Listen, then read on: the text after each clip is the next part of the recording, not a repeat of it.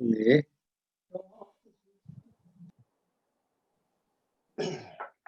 Bhante, I'm going to ask everybody to mute themselves, and you have to unmute yourself, Bhante. Okay.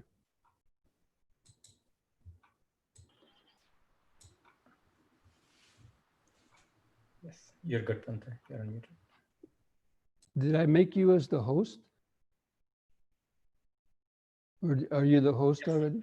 Yes, Krishna? Bhante. Yes, Bhante. Okay. Okay, friends, who's ever here with us now, we'll, for those who like, we'll recite the Namo Tassa and the three refuges, just to sort of get our mind in the proper mood to discuss the Dhamma. Namo tassa bhagavato arahato samma sambuddhassa. Namo tassa bhagavato arahato samma sambuddhassa. Namo tassa bhagavato arahato Samma sambuddhassa. Buddhang saranang gacchami. Dhammang saranang gacchami. Sanghang saranang gacchami. Dutiyampi buddhang saranang gacchami. Dutiyampi dhammang saranang gacchami. Dutiyampi sanghang saranang gacchami. Tatiyampi buddhang saranang gacchami. Tatiyampi dhammang saranang gacchami. Tatiyampi sanghang saranang gacchami.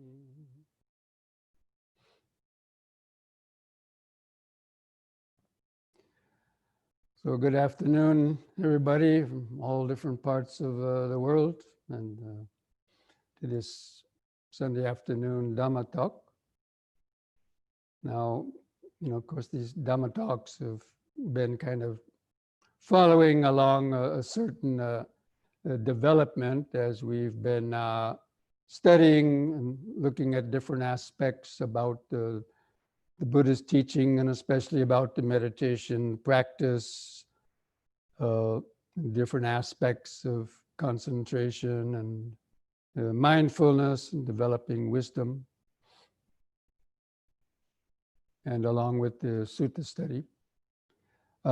So this talk today is going to be about, a very essential part of the Buddhist teaching, but sometimes it's might not be the most popular topic amongst sort of popular Buddhists, but anyway, amongst those who are interested in the deeper aspects of the Dhamma teachings.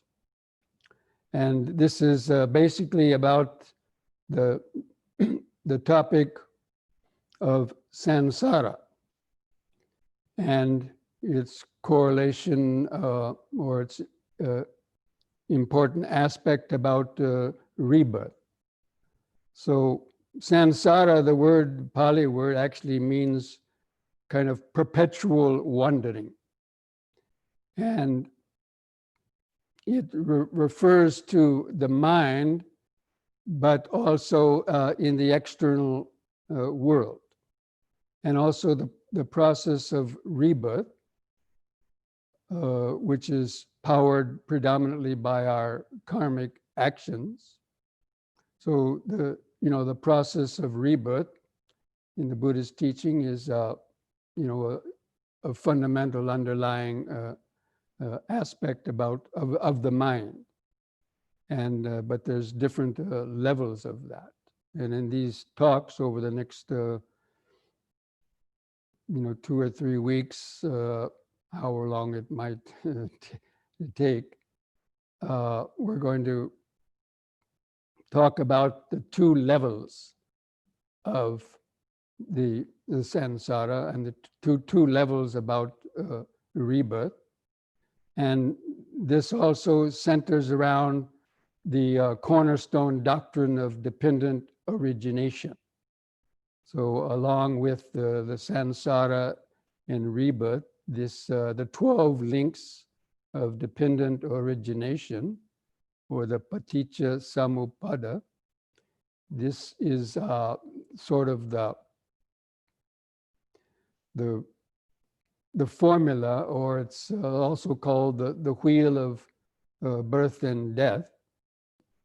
And it's composed of 12 links that keep repeating themselves over and over in a repetition.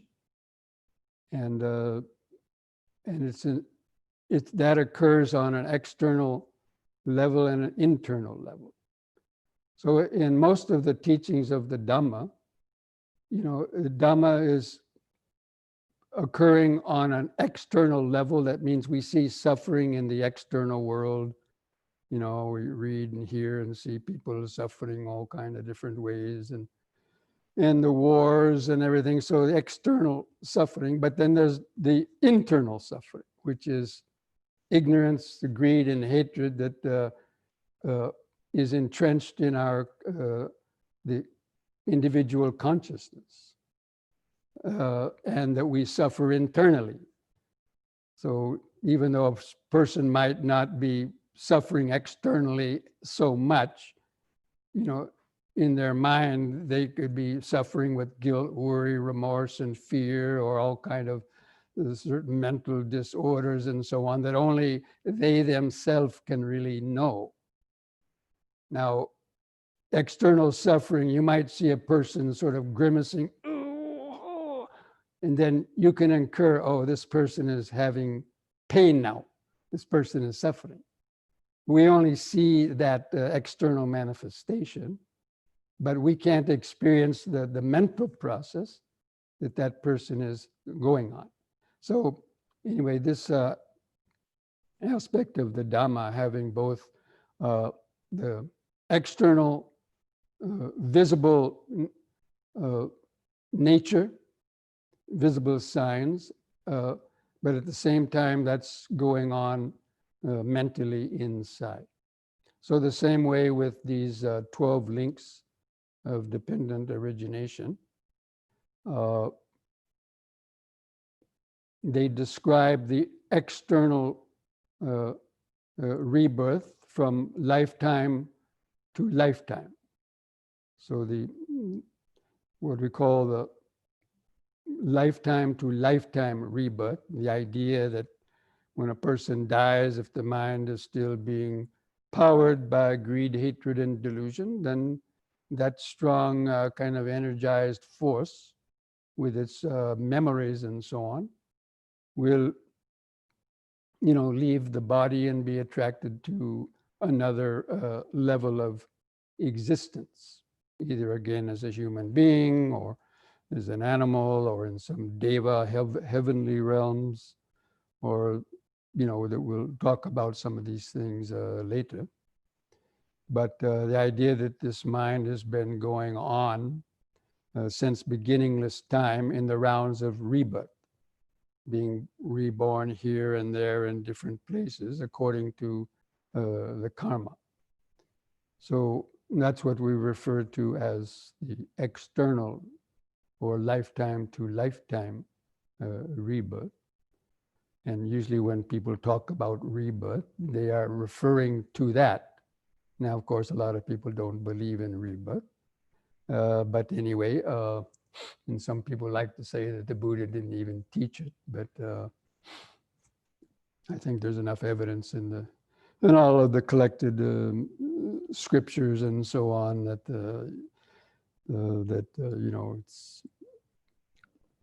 it's probably a reality. But anyway, that's it's another issue. But at the same time, that process, those 12 links are going around and around. So in every second, within our mind, and that's called the internal rebirth, or moment-to-moment rebirth. Now, it's a little bit harder to understand. We'll be talking about that later, but today I want to focus primarily on the traditional kind of explanation of the external or lifetime-to-lifetime rebirth process. Now, the Buddha has said, and in the Sutta study that we'll do on Wednesday night, I'll be quoting certain suttas in which the Buddha is, explaining these things. But the idea about samsara is without a knowable beginning. So like the first point in time when this mind developed its first ignorance and then started producing bodies, and then the process of, rebirth occurring over and over. The first point in time of that is not knowable. The Buddha did not point that out, even though the Buddha, with his powerful mind, he could remember his past lives, and he went back hundreds and thousands of past lives, remembering all the details of how he lived and the different karma that he created and how that conditioned the next life and so on. But he went back so far that finally he said, enough is enough. And, he never discovered any exact point in time. Now, of course, other religions or philosophies have nice sterilized little ideas about how, at a certain point in time, this earth and world and beings were kind of poof, just created out of a sort of nothing. And, that was it. Started at a certain time, whether it was 5 million years ago or 5 billion years ago, and so on. But the Buddha didn't point out an exact time like that. Anyway, so this samsara is without a beginning. Now, there can be an end to it individually, but we'll talk more about that later. But the Buddha gave a couple of very nice little similes about the process of samsara and how many lifetimes that we've been existing in different realms of existence, creating karma and having to experience the results of that karma, especially the negative and painful results, and how we've been going through this process of birth and death. And he gave an exact analogy of, if you were to take the earth and all the mud or dirt on the whole earth, if you were to take them and make little balls of dirt the size of a marble and line them up, so one marble dirt ball would touch the other one, they would, and out of the whole earth, can you imagine the dirt in the whole earth, right? Or all the sand in all the oceans, line them up side by side. You would exhaust that sand or dirt before the amount of lifetimes that this mind has been wandering before you would reach the end of them. So basically, that's an analogy to say, that's it's quite a lot. Enough for people to become sort of dismayed by undergoing all this sort of suffering. Anyway, and also he said that the amount of mothers and fathers brothers and sisters, relatives, friends, enemy, and strangers that you've known in all these various lifetimes, they would also be, unexhaustible. And that people are also karmically interconnected. And we can see this when we read some of the Jataka stories of the Buddhist past lives, that even the parents or relatives that you have in this life itself, you could have been related to them, in whether it was the immediate past lifetime or any number of, 10 or 20 or 100 or more lifetimes going back, who could have been, related to them. And so this idea that actually in all of these wanderings through samsara, that we've been related to every single person in one way or another. And actually that's the foundation for practicing metta. So the idea that the kindness that you would have for your mother in this life, even the strangers on the street could have been your mother in one lifetime or another, or even your unfriendly people, or even enemies. So anyway, that's a kind of a foundation for a rationale for practicing the metta, loving kindness for all living beings. So anyway, I want to come back now. So, and to explain the paticca samuppada, or the dependent origination, the 12 links of dependent origination, because that explains how this process, in an intellectual way, explains how this process kind of continues. And so it starts with, I don't know, many of you have perhaps studied the Paticca Samuppada, or at least read about it, or thought about it, in some way. But so, ignorance is sort of the first, or how this dependent origination is taught by the Buddha. He said, depending on ignorance arises the volitional formations. So now ignorance, we've already talked about ignorance quite a lot. And ignorance is not knowing the truth. And ignorance, especially, it's clinging to this idea of me and I, and not knowing the truth about impermanence, suffering, and no self. So basically, ignorance is defined as not knowing the Four Noble Truths. But that means not understanding our mind, and not understanding how suffering is created within the mind. So it's because of that we've gotten all enmeshed in the web of karmic actions and so on, and what are called the mental formations.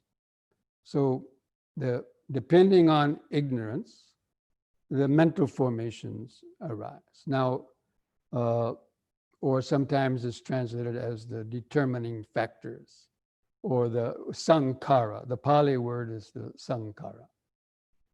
And there's 3 types of these sankhara, or mental formations.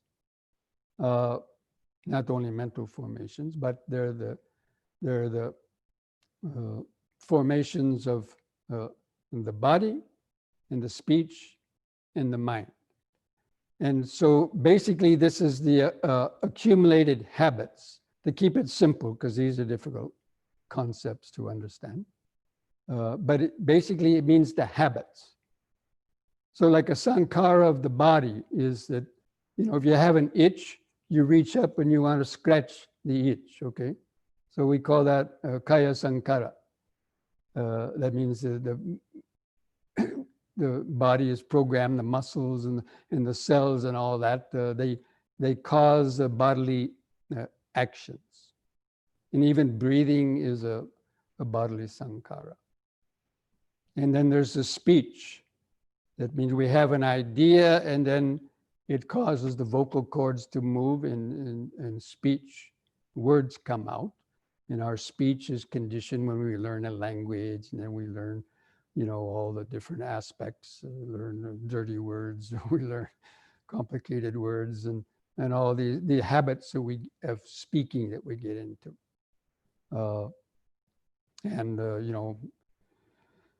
Four of the 8 lifetime precepts are about speech, learning how to retrain the way we do speech. Anyway, and then the mental sankharas. So basically, to keep it simple, the sankharas are the bodily habits, the speech habits, and the mental habits that we've accumulated from the past life and are sort of come forward with the consciousness from the past life. It brings with it the sort of impressions of these kind of strongest habits that we have had. So anyway, depending on ignorance, these volitional formations have arisen. And it's the volitional formations that actually are the driving force for the process of life. And so depending on the volitional formations, consciousness arises. Now, this specifically refers to the moment of rebirth. So the ignorance and the volitional formations, I'm going to take you through what is called the 3 phases of the rebirth process and how these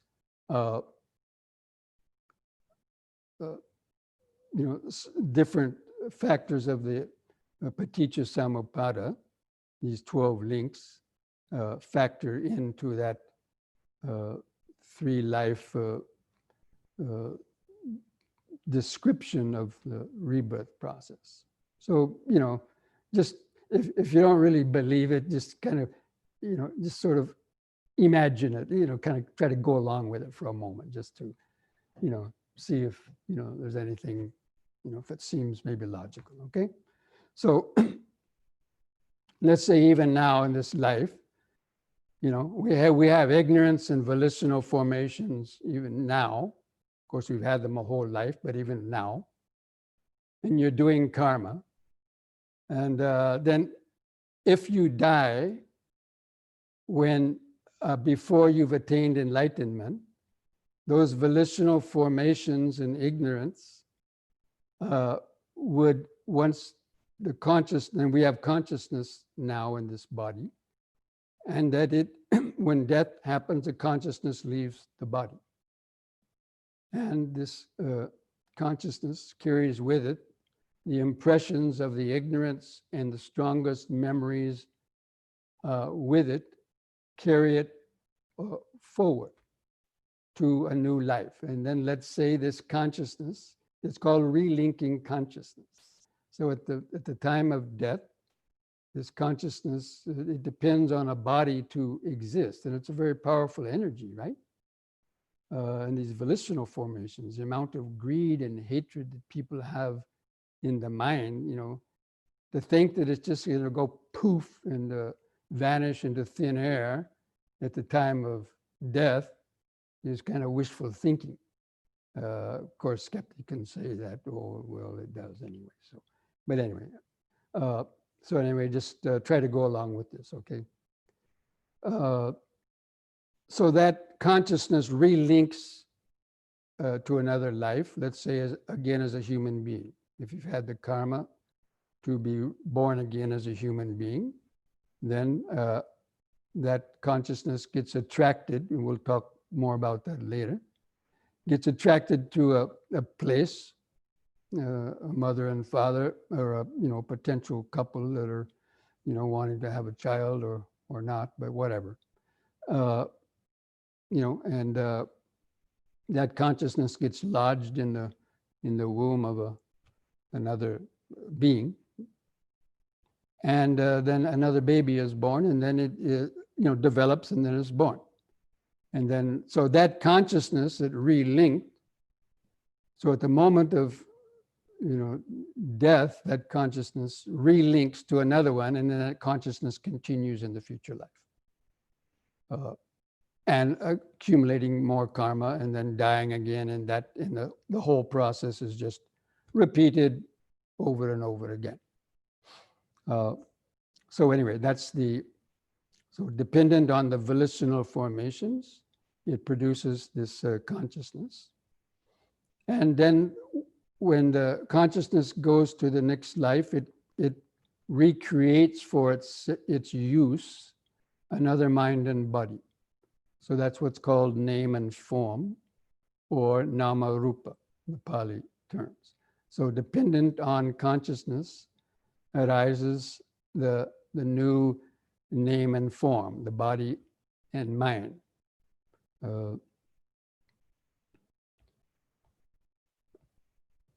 And then the baby develops and then is born, and then dependent on the mind and body, the sixfold sense sphere is complete. That means when the baby is in the womb, we're just using a baby as an example, but there's other realms too that we may talk about later. But so, when the baby's in the womb, probably it's only experiencing a lot of, powerful body sensations with going from a one-cell organism to a multi-billion cell organism. They say now that baby can hear sounds inside the womb. They can hear what's going on, and if the mother sings to it or something like that. So anyway, but they're limited. Their sense impressions are probably limited. But when the baby's born and it comes out of the womb, then it has the whole world. Its eyes, ears, nose, tongue, skin are now becoming active, like the switches turned on. And it feels a slap of the doctor's hand on its rear end, or feels the nice touch of the mother, or the bright lights might kind of, blind it. And it can hear sounds more clearly, and then eventually tastes and smells too. So this is called the sixfold sense sphere, but it needs that initial mind and body to create the conditions for that. Without a mind and body, we're not going to experience the world as we know it. So that's why it is said that dependent on the name and form arise the sixfold sense sphere. I mean, basically they are developing about the same time.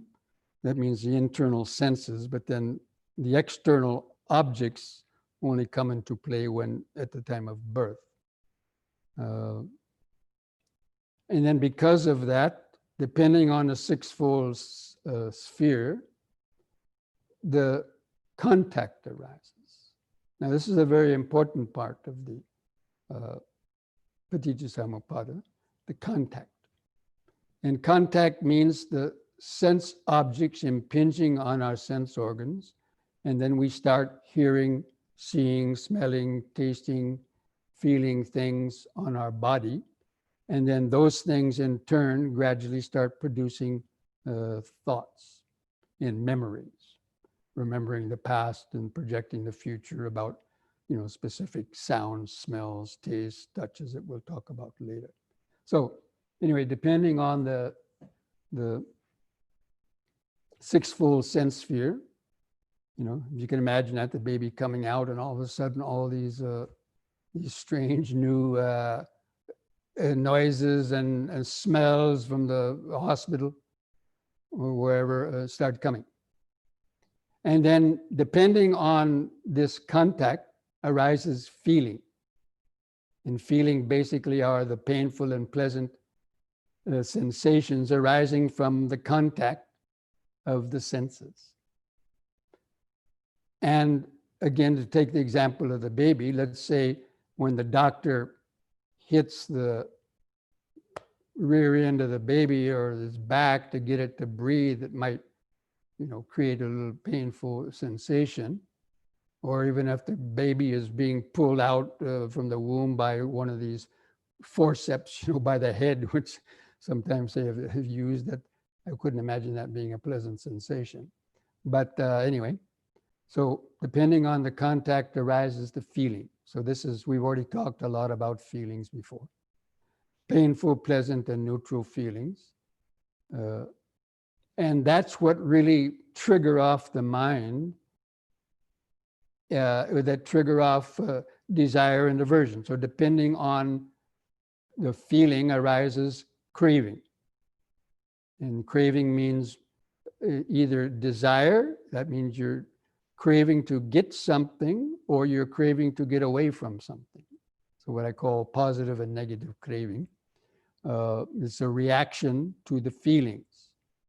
That we want to get a hold of pleasurable feelings, hold on to them, and we want to get away from painful feelings. And plan and scheme how we're going to keep away from painful feelings in the future. But anyway, so depending on the contact arises the feeling. And then dependent on the feeling arises the craving. And dependent on craving arises grasping. So these two things look like similar, craving and grasping. But craving is just the initial kind of desire or aversion to some specific stimulus. But it's not too strong. But then when we start paying attention to that object of the initial craving, we start grasping it. That means we're wanting it stronger. So grasping is a more intensified kind of craving, and it involves more thinking, planning, scheming, conniving, and all kind of mental games. How one is going to get a hold of this object it wants, or how we're going to get away from the object that it wants.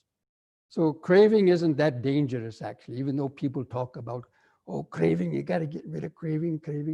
No, craving won't go away until we've already studied in the teachings of Vipassana, that the craving doesn't go away until the second and third stages of enlightenment.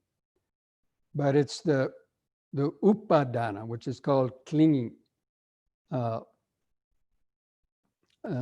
is the buildup of our thoughts and intentions and so on. Because if craving doesn't turn into clinging, that object, normally you wouldn't even take any decision or create any karma based on that stimulus, because it would be a very weak, not to cause any continued thinking in your mind.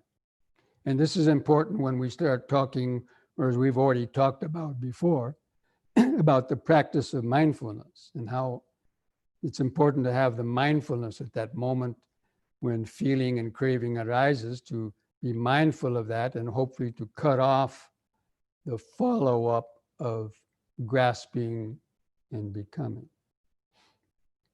So dependent on the craving arises grasping,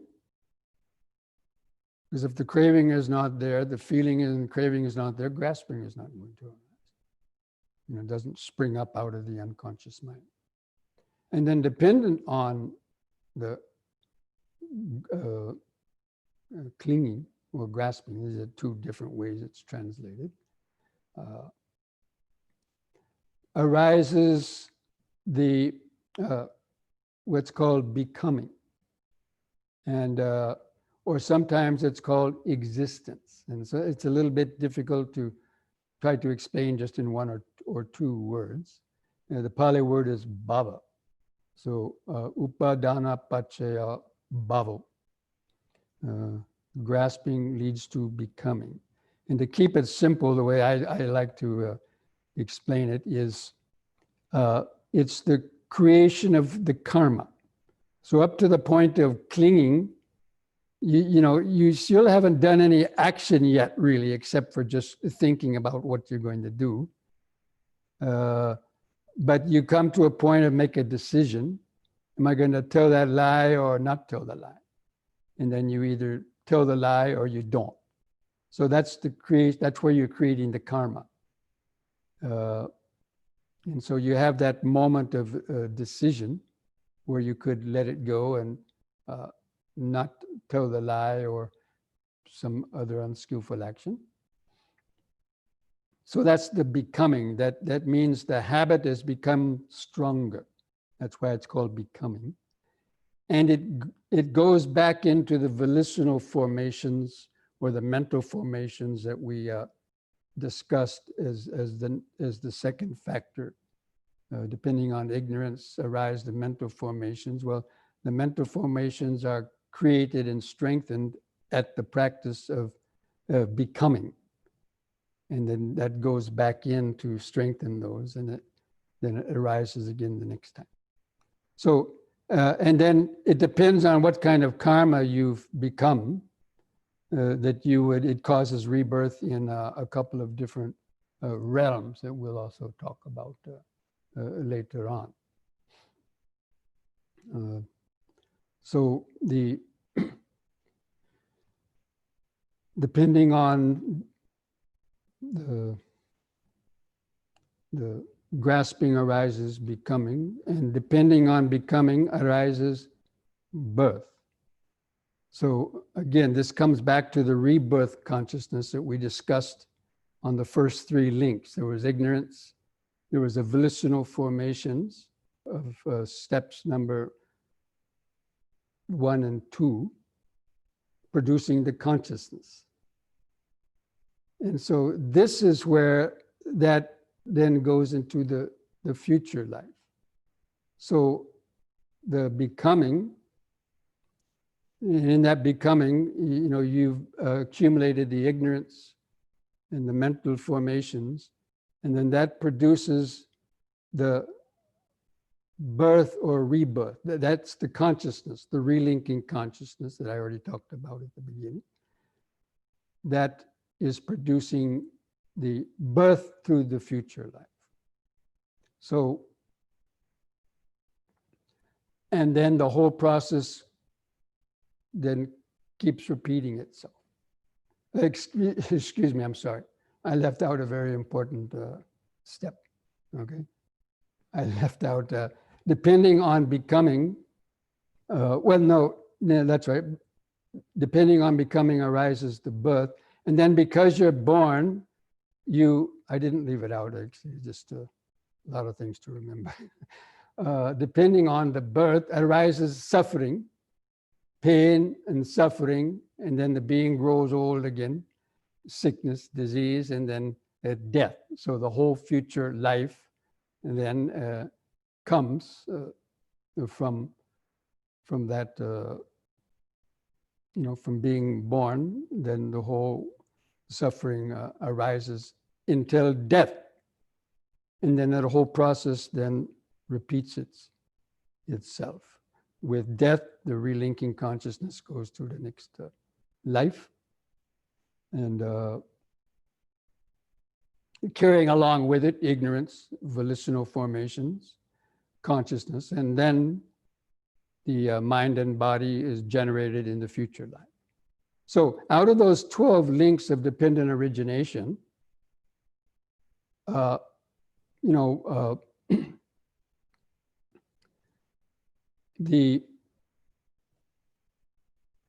ignorance, the volitional formations, and consciousness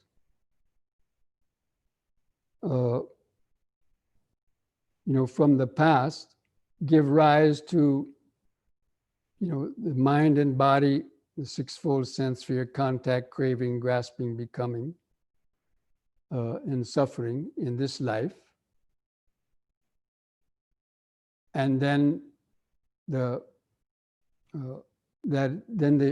carries over the ignorance, the mental formations, and consciousness is carried over into the future life. So this is, I know it might sound a little confusing, but once you study it a bit, at least intellectually, it may make a little bit more sense. So that's how this process connects those three periods of time. The karma that ignorance and karma we've accumulated in the last life gave rise to this body that we have in this life. And we go on accumulating more karma depending on our study and wisdom and understanding and so on. And then when we die, that modified, that ignorance and mental formations, hopefully it would have been modified by the work we've done in this life. So it wouldn't be the same.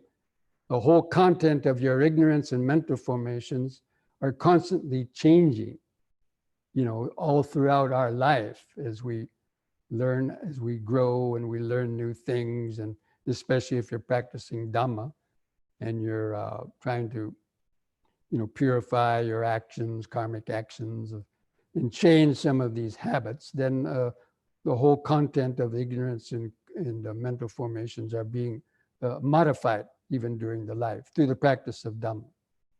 Now, some people don't modify them even to become worse, or you can modify them to become more wholesome and lead to better results. So anyway, I just wanted to mention that part of it. And but so the important thing is the accumulation of karma in any one lifetime. And we've already talked about about karma in the past. It's called the negative karma actions and the wholesome actions. That there are actions done out of greed, hatred, and delusion, and the 10 unskillful karmic actions that we've talked about before. If we keep repeating these type of unskillful actions, then those mental formations will also take on a negative tone. And the consciousness will be attracted with that in mind, with that in those negative sort of memories and vibrations to affect the rebirth. But the same with the wholesome karma, if we develop and change our mind and develop the wholesome qualities of patience, loving kindness, wisdom, mindfulness, all wholesome qualities, then that will change the content of the unconscious mind. And when the rebirth happens, hopefully that will be attracted to a more congenial place with less suffering. So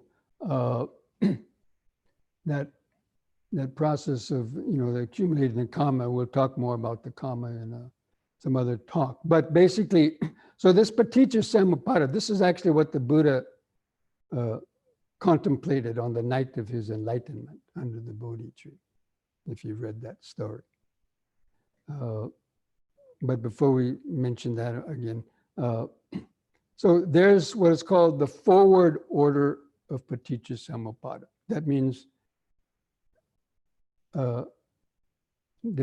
depending on ignorance arise the volitional formations, consciousness, and all the rest. So it's going forward, accumulating more and more. But there's the reverse order, that with the cessation of ignorance comes the reduction and cessation of the volitional formations. And with the cessation of the volitional formations, or let's say the reordering of them, the purification of them, the weakening of the negative factors and so on, this gradually reduces the ego consciousness. Because consciousness for the ignorant person always has the sense of I with it. The reverse order means the weakening of all those 12 links until even the weakening of, with the cessation of craving is the cessation of grasping. The cessation of grasping comes the cessation of becoming. The cessation of becoming is the cessation of birth, ultimately, when you attain arahantship. And in the moment-to-moment sequence that we'll talk about later. And then the ending of suffering. Because when you end birth, you end suffering. And actually, this is a very interesting thing that, you know, the Buddha, I always like to see and regard the Buddha as being a scientist, not the founder of a religion as such. Because the Buddha himself said that, you know, I teach Dhamma. And Dhamma was the realities that he was able to perceive with, you know, the mind, by developing the faculties of mindfulness, concentration, and wisdom. He could, you know, probe the depths of the mind and see basically how the mind and world was created. And so, just like a scientist, he would ponder, okay, he was thinking, what is the cause of suffering?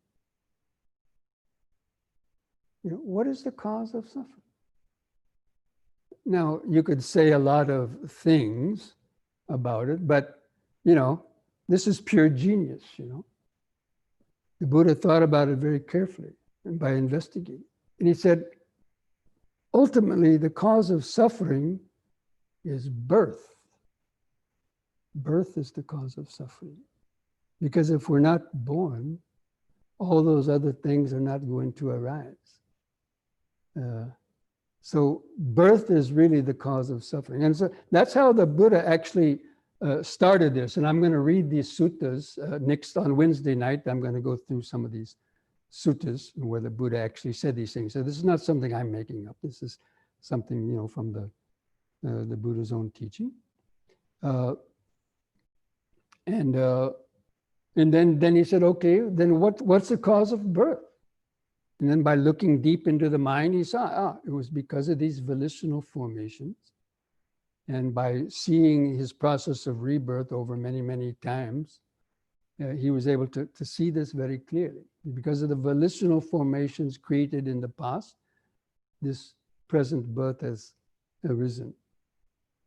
And that consciousness created this mind and body, the six senses, and then baby's born, it goes on creating, craving, contact, feeling, craving, grasping, becoming, and then birth again and suffering. So like that, that's the way he started though. But so I really like that idea that, you know, the idea, you know, that's real scientific investigation, right?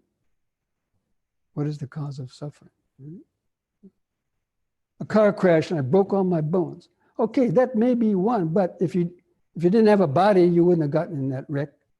And you wouldn't have had those bones to crush, and the suffering wouldn't have arisen. I know a lot of people may say, well, that's just kind of fanciful thinking and so on. But, you know, this is not this is not some superficial thing. You know, this is very profound. And that's why even the Buddha said this conditioned arising, this paticca samuppada is very profound.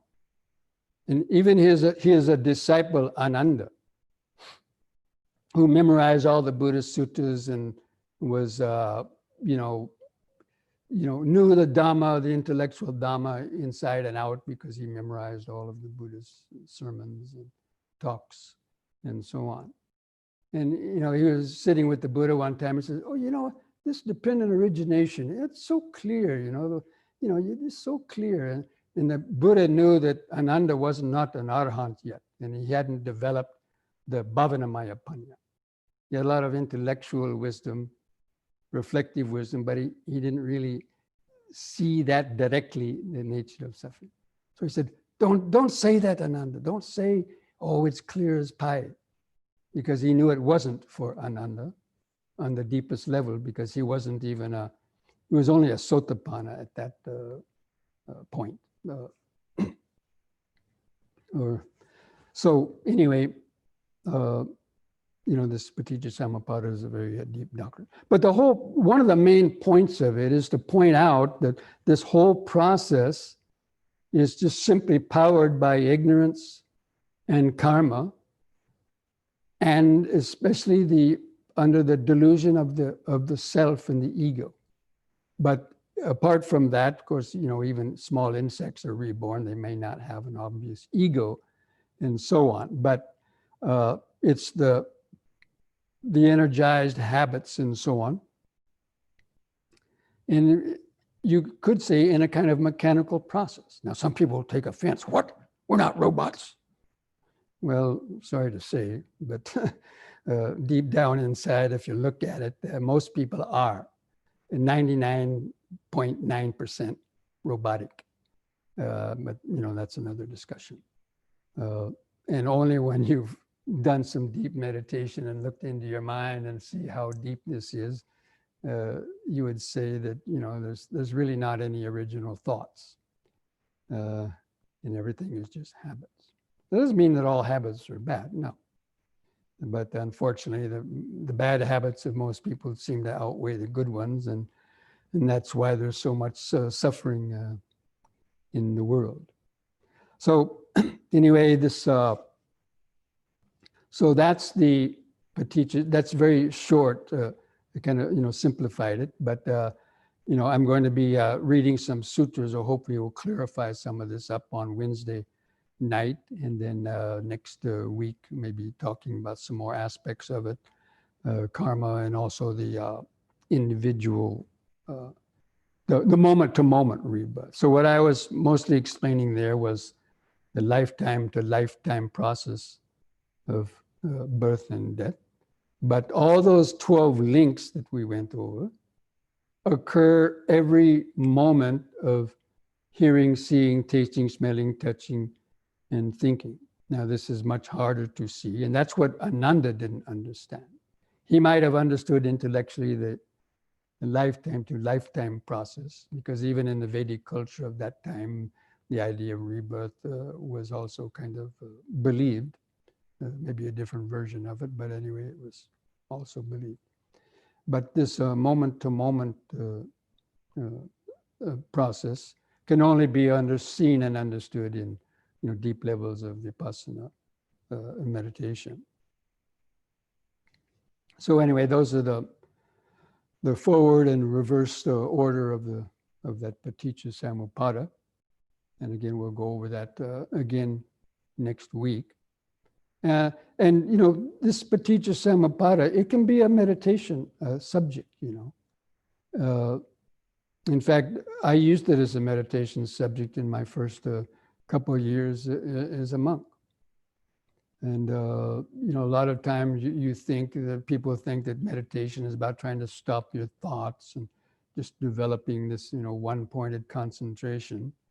But that's actually an advanced level of meditation. And that's why most people may not wind up getting to advanced levels, because they try to just ignore wholesome thinking or thinking about the Dhamma as a form of concentration too, and then wind up, maybe getting stuck in certain places. But anyway, so, even to take, when you sit down to meditate, think about ignorance. Just, kind of think, okay, ignorance. And just, think to yourself, what can you remember about the teaching about suffering?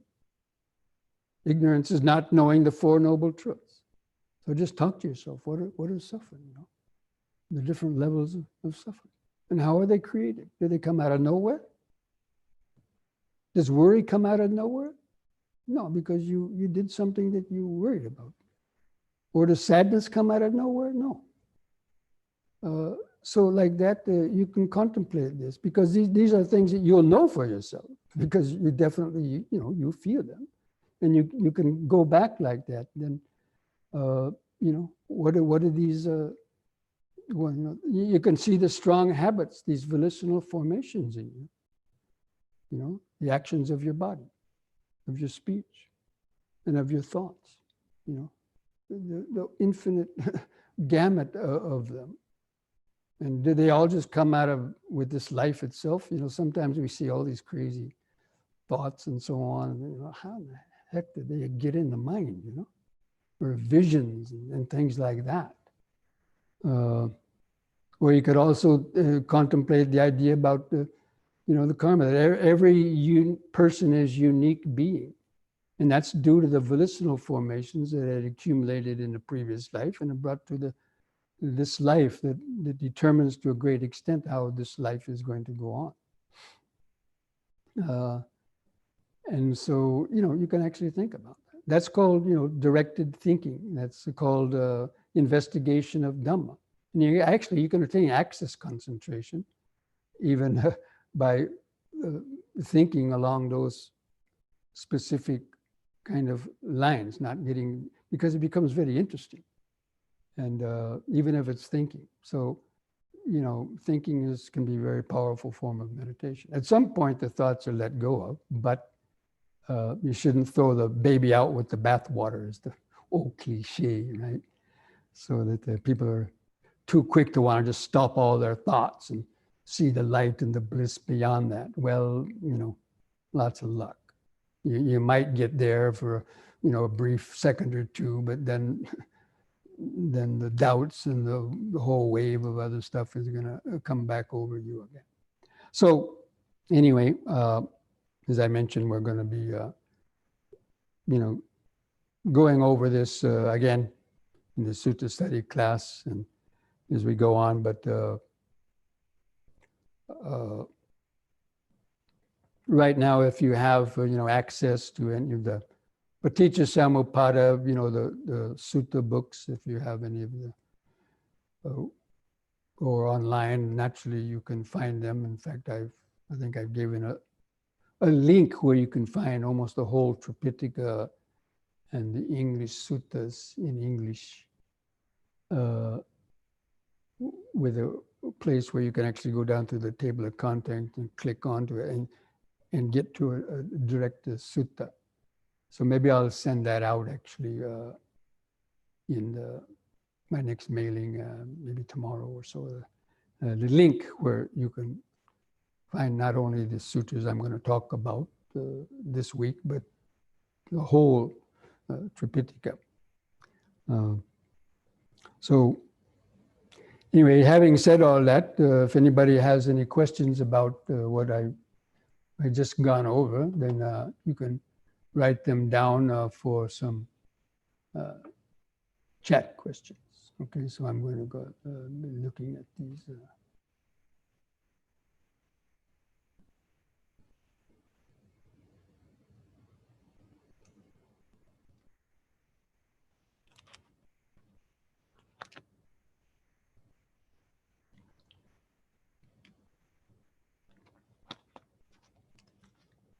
See, dependent on contact,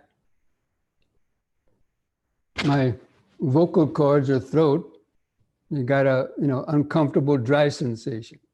Then that triggered off, oh, how am I going to get rid of this? Oh, by drinking water, volitional formation. Then my hand lifted up the water and I drank the water. I got some relief, pleasant feeling. And then I put that back. And so the pleasant feeling now reaffirmed, drinking cool water on a hot day gives a pleasant feeling. And that helped me to speak better because my vocal cords work better. So you can see that, I mean, that's a very simple example, but as a way we can see this Paticca Samuppada working in our very mundane things that we do from moment to moment. And it wasn't necessarily me or I that's deciding to do any of those things. It's just that these are the ways of the conditioning of the cells and molecules and atoms of our body and mind nervous system. And as we repeat those habits, they become automatic. Okay, it's can we consider habit patterns, both skillful and unskillful, be explained similar to the dependent origination cycle of Aluloma and Pratiloma? Now these people are using Pali words that I know, but the details of them I can't remember exactly, but I don't know. What is the anuloma? That's probably the arising.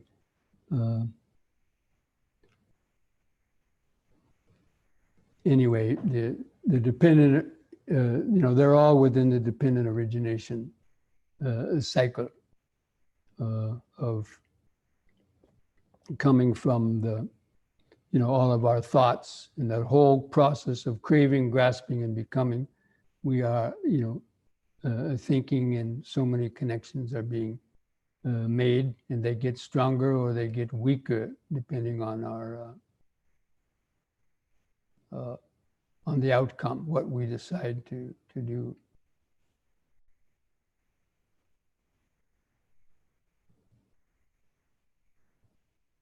Every time we repeat the cycle, is it reinforcement? Yes, basically. It's reinforcement or it's a weakening. So if you repeat the negative habit, you reinforce that negative habit to probably come again in the future. But if using wisdom, you refrain from the negative habit, that means if you decide not to tell the lie by reflecting on that, then you weaken the reinforcement of the negative habit, and you increase or reinforce the positive habit. So that's the way we have to try to see that. In the same way, even if we know what is better and we decide not to do it, and we do the negative thing, we've decreased the wholesome habit and we've increased the negative habit. So this is going on all the time within our mind and so on, because our desires override our common sense. So we decide to indulge in some kind of, unskillful thought, speech, or actions. And then on another time, our wisdom maintains itself, or our better sense, and say, no, I won't do this now. And so we keep on reinforcing and then weakening, because the mind goes through cycles. Sometimes you have the energy to resist a negative thought or habit, and the other times you don't. And so we're always dealing with that. And it's only at a certain point when we've strengthened our, the whole practice of the Eightfold Path and so on, and our sila and the right effort and so on, that gradually the repetition of the unwholesome ones gets weaker and weaker, and then we start to see a gradual upward progress in the practice, with more right decisions than wrong decisions.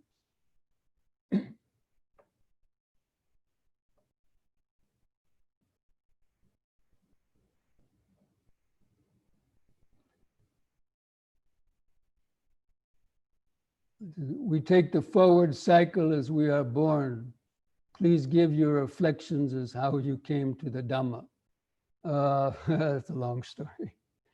You can read all about it, right, in my autobiography that most of you probably have heard about, and you can find it on my blog, One Night Shelter, about how but I reflected, in my first meditation course, it was a thinking meditation course. It wasn't much just trying to quiet your mind, a little bit of that, but the main body of the meditation was thinking about the Dhamma, and karma was one of them.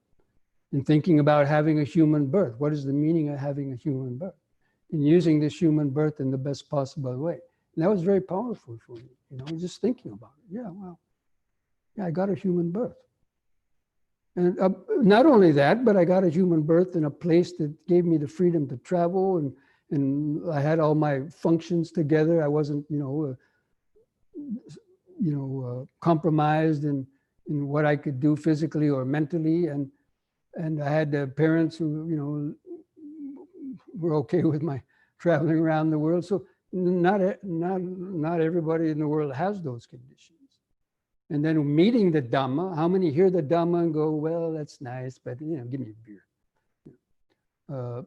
But I did that too in the beginning, but gradually you overcome that, and you reflect on the meaning of life. Like last week, right? I talked about the birth, to reflect on your birthday. 1 year's gone. How am I using this life? And what is the purpose of life? So I spent a lot of time contemplating, and that was, I think, the help that allowed me to make this decision to, want to, go forward with it in the way that I have. Anyway.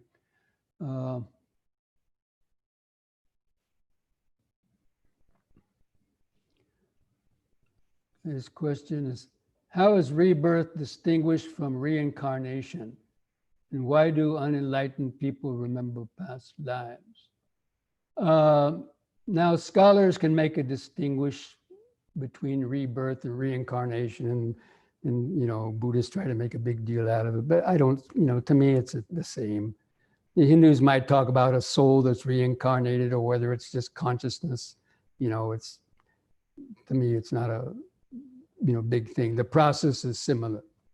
It's just that for Hindus, it's an unchanging soul that's transferred from life to life. But for the Buddhists, it's just the consciousness, the continuity of consciousness that's constantly changing. Just mincing a lot of words.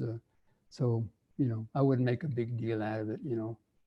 Somebody say, oh, I was reincarnated or I was reborn. To me, it doesn't really matter. Scholars, they can get involved in making big deals out of it. But I think for the common person, I wouldn't try to put too much emphasis on that. What is the difference? Okay, that's a similar question. The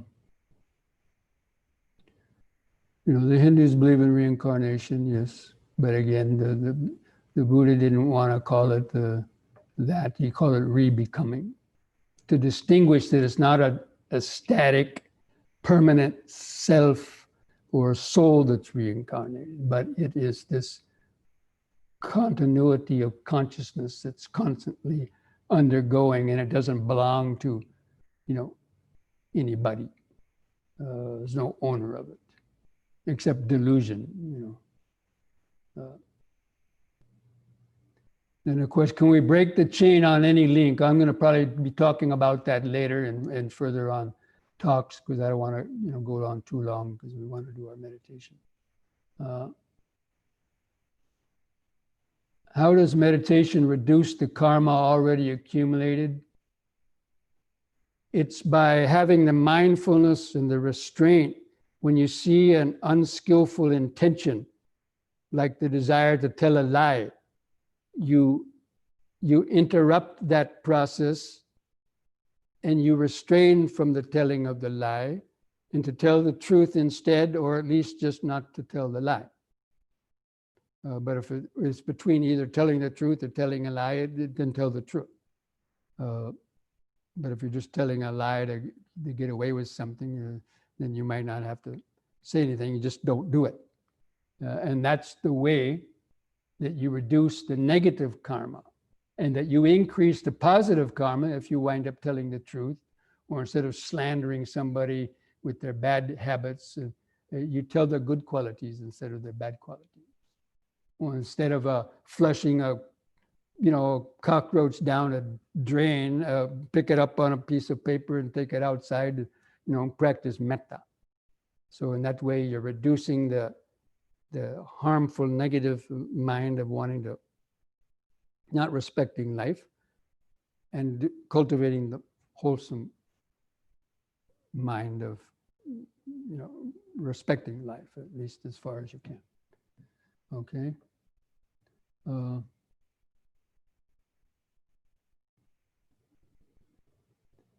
Is there anything that can be done to improve next life on the deathbed?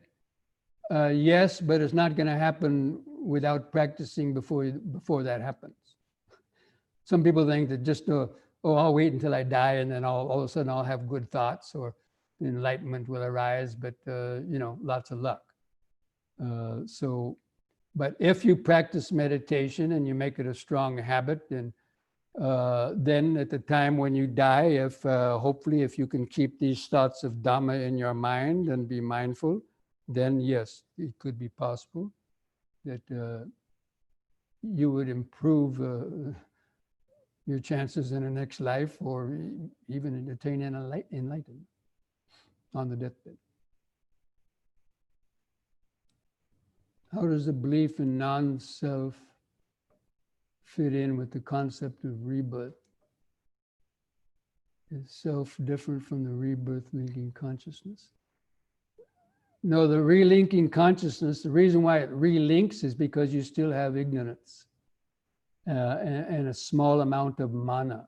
Even the once returner, almost the state of enlightenment, if he's born as a non-returner, or a non-returner is because they still have a small amount of mana, conceit left in their mind.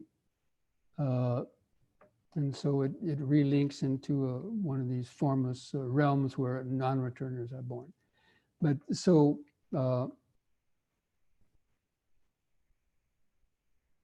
you know, it's anyway, it's a difficult subject, and but you know, by letting go of the sense of self, then that is weakening that, you know, the ignorance.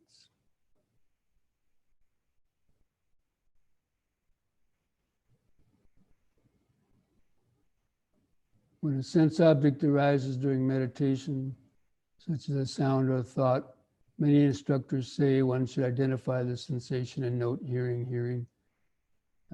thinking. Doesn't that add some clinging, or at least an additional layer of thought or commentary to the perceived sensation? Yes, it does add a little bit of thought and commentary, but it's considered to be a good one. As I mentioned before, not all thoughts are bad. And this thinking about Dhamma can be useful. And that is one instance where it's very minimal. I mean, just to note thinking, hearing. I mean, is that really a lot of thought? You know, not a whole lot of thought. And it's thought about the present moment. It's about what's happening in the present moment. So it's keeping your mind in the present moment, rather than saying, oh, that's a robin redbreast, or that's a this. Then your mind is going to the past and future. And your mind's going to do that anyway with perception.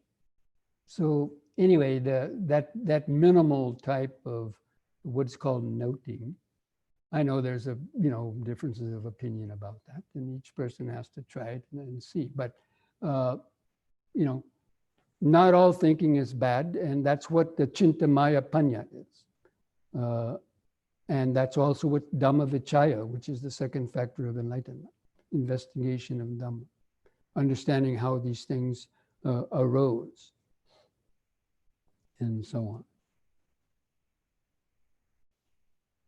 So again, a lot of people think that it's going to sit down and stop all their thoughts and enter into some deep states of meditation. Well, that may happen to some people, even in the beginning for short periods, but at some point, they're not going to be able to continue it, probably, or it will remain at a superficial level. So anyway, just follow the Buddhist teaching, it's very clear, right thought, right view, right thought, rather than just trying to block out all views and all thoughts and think you're going to enter into some formless state of consciousness.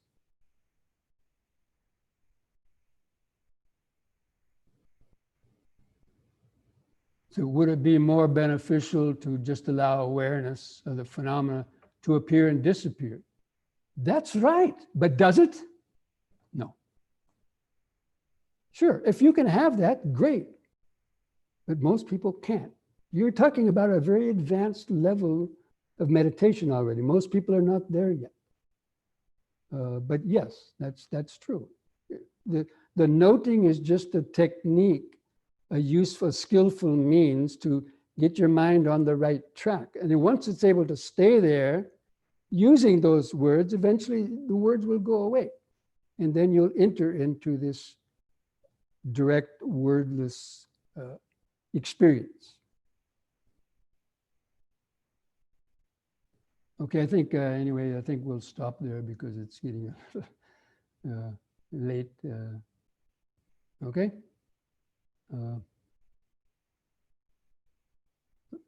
And again, we'll talk about this again next week too, in the Sutta study classes.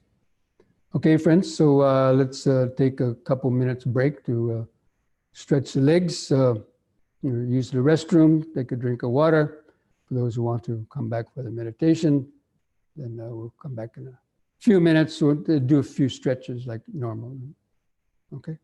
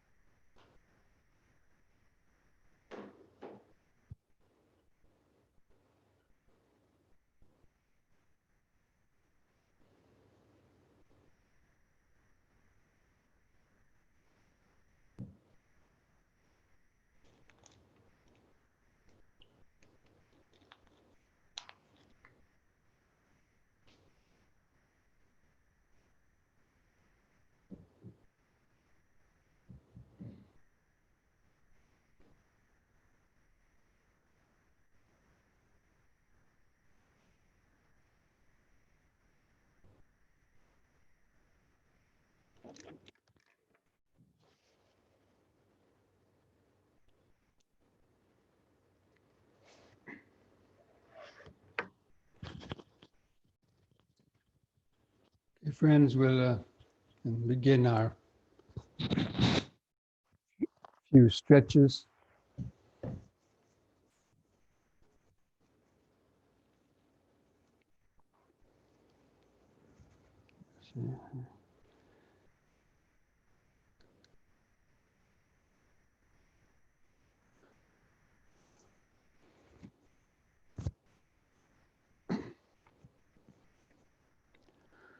Just feel your feet pressing the floor.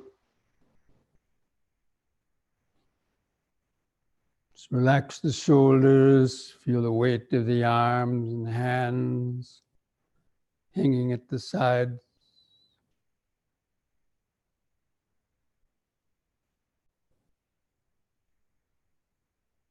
Just try to feel the outline of the whole body.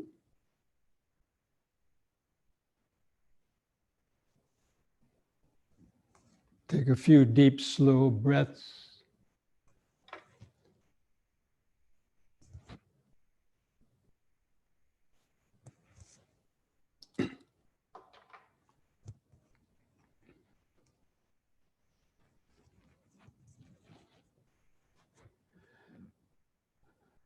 On the next in-breath, raise the arms over the head, interlock the fingers, turn the palms up, straighten the arms, stretch the head back, Stretch upwards at the same time and feel the sensations. On the out breath, turn the palms down, touch the top of the head. On the out breath, again, in breath, palms up, straighten the arms, stretch the head back.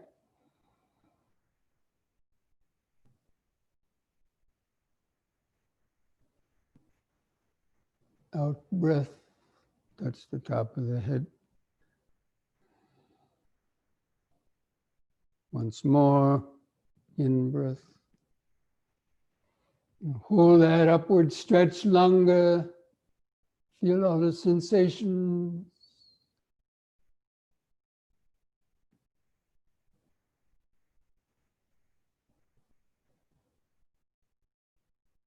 Release the fingers. The out breath, arms back to the sides. Relax. Feel those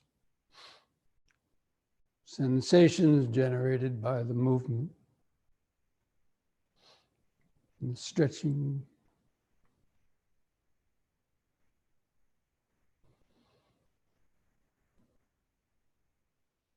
Just remember the present moment, standing, standing.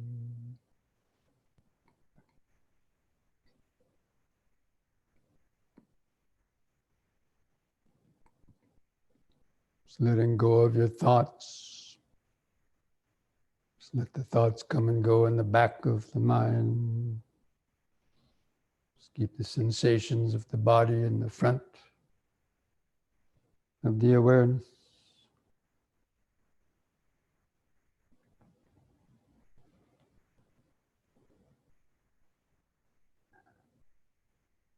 The next in breath, push up on the toes while raising the arms over the head like this, facing the palms toward each other, about 6 inches apart, and stretch up on the toes. Out breath, come back down, arms to the side, heels to the floor. Just use the breathing to help lift and lower the body. And the in-breath, lifting up, like blowing up a helium balloon, rises upwards. Stretch. Out.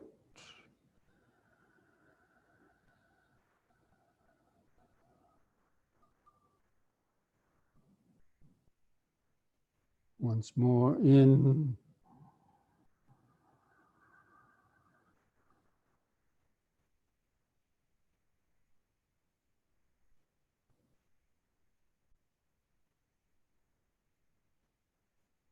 Out.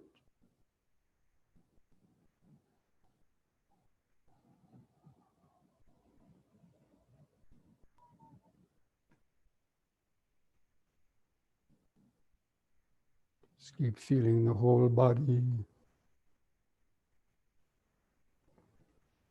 Just notice which sensations were generated by different exercise.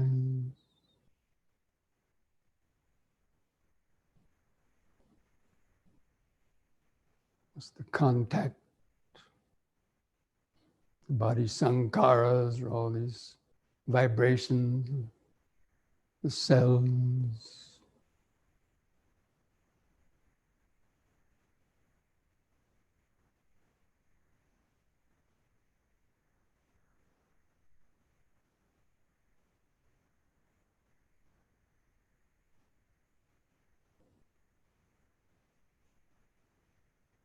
Okay, next we'll do side bending using one arm at a time. So on the in-breath, raise your left arm up. Try to keep the hand and the fingers and the arm straight close to your head. On the out-breath, bend over your right side as far as you comfortably can. Let the other hand kind of slide down by the knee. Feel the stretch in the side. In-breath, lift up. And the same side again 2 more times, out breath.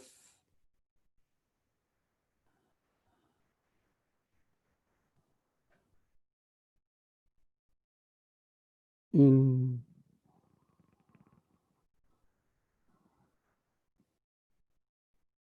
out,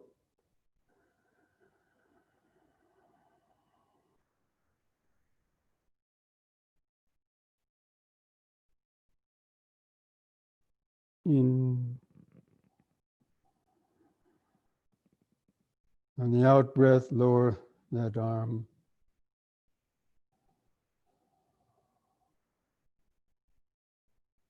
Next in breath, raise the other arm. 3 times, bending over the other side. Out breath.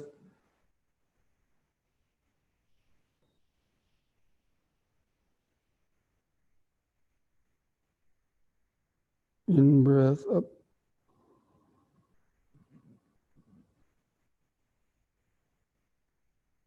And out breath.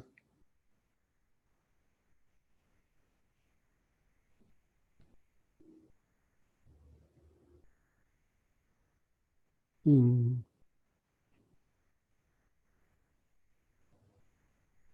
Out.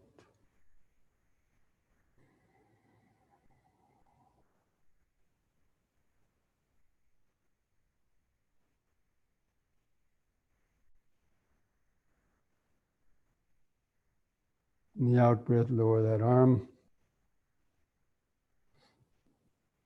Just relax. Keep feeling the body.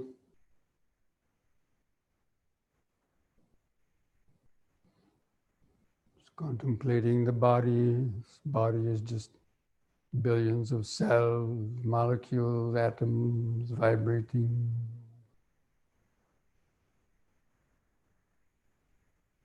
The 4 elemental vibrations. Solidity, fluidity, temperature, motion.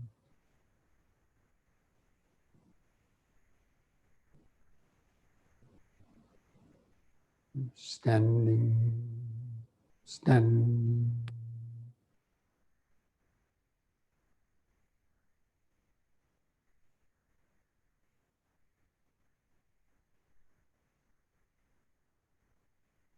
Like the noting the present moment of the body, like standing, standing, that helps to cut off any potential other types of useless thoughts that might otherwise take you away. So 2 thoughts can't occupy the mind at the same time. If you have a thought about the present moment, thought of Dhamma, then a thought of the past or future, or negative thoughts can't take place at the same time. Okay, one last exercise, head turning from right to left. On the in-breath, turn the head to the right, as far as you comfortably can. Look over your right shoulder.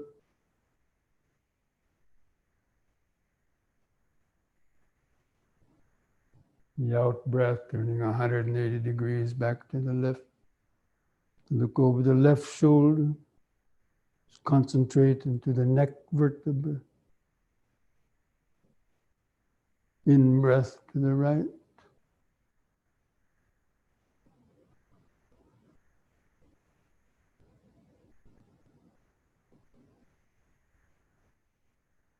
Out breath left.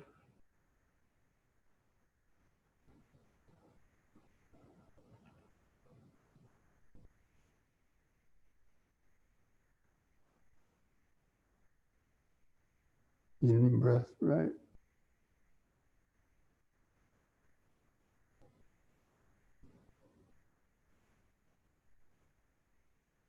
Out breath left.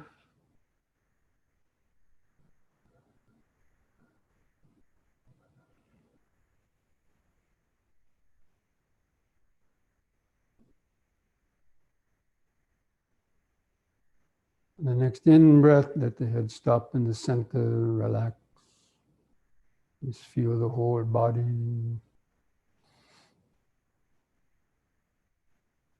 Standing,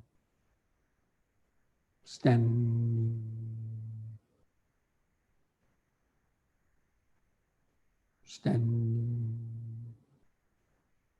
sensations, various contacts, sensations on the skin, or any sound.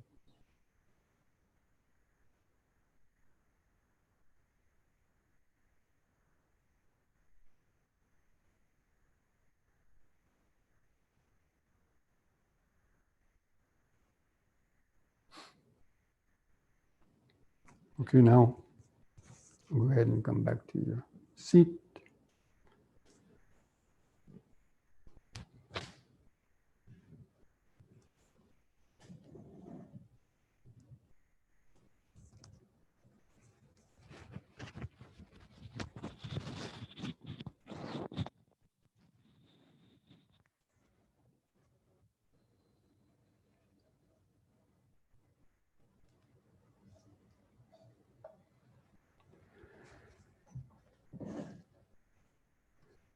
Okay, I'm going to be turning off my video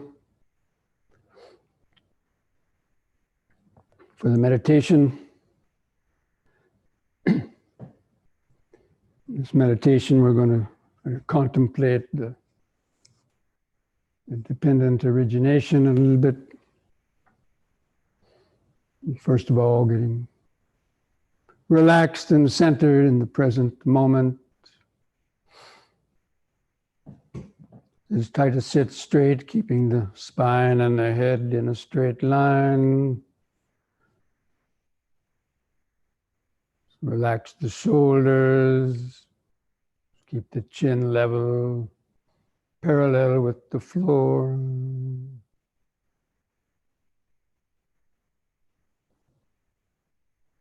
We'll just take a quick little scan of the body to feel some main points of the body. So first of all, just feel the buttocks and the feet pressing the floor underneath. Just gently close the eyes and just feel that weight of the body pressing the buttocks and feet on the floor. Just mentally feel the way the legs are bent underneath. You feel the touch of the clothing against the leg. These are all contact, producing sensation, feelings, sensations.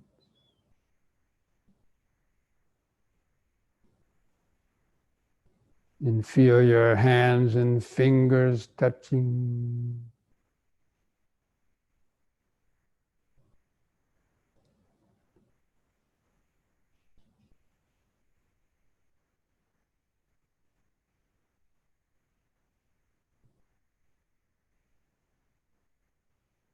And relax the shoulders. Feel the weight of the arms hanging from the shoulders.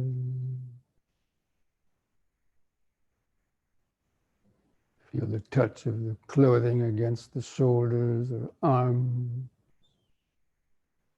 It's contact sensation.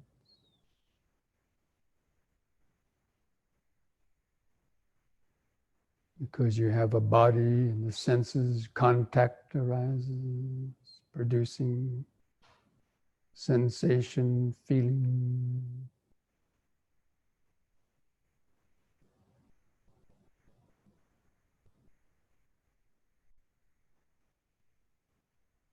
And feel the head balanced on top of the neck.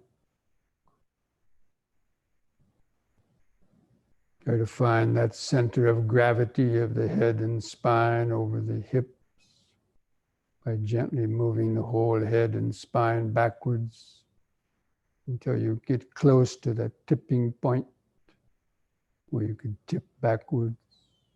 Just stop short of that.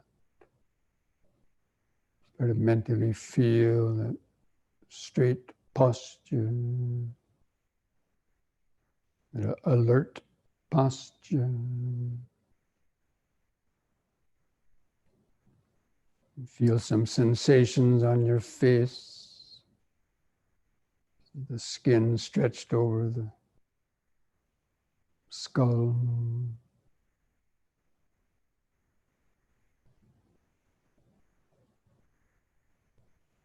Feel where the lips touch together.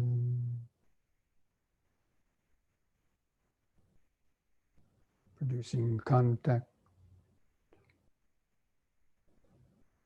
Feeling.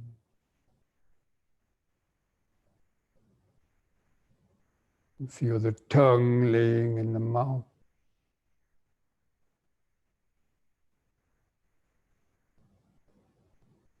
And the contact of the tongue against the teeth or mouth, producing feeling, sensation.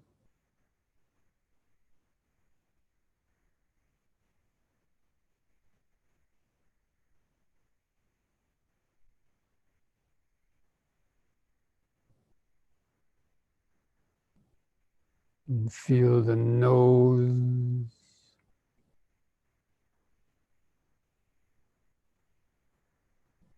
There's some little prickling sensations on the nose with the air moving through the nostrils while breathing. Take a few deep, slow breaths to feel it easier if you like.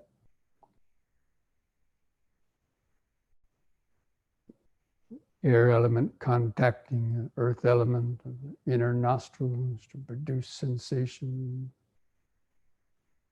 feeling, maybe a pleasant feeling.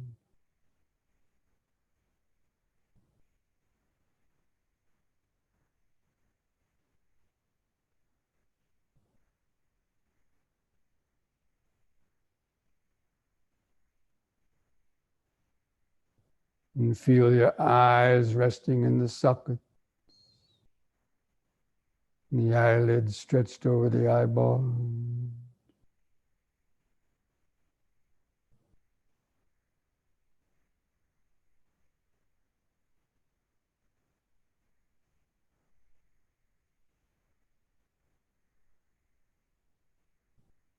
Might see some color patterns behind the eyes, or just darkness or light.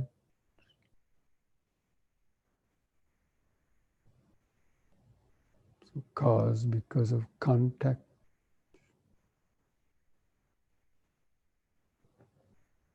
It's not you doing it, it's just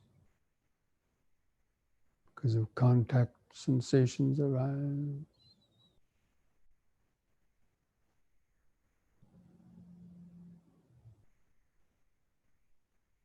Okay, now from that point behind the eyes, let the awareness kind of expand back out to feel the outline of the sitting body.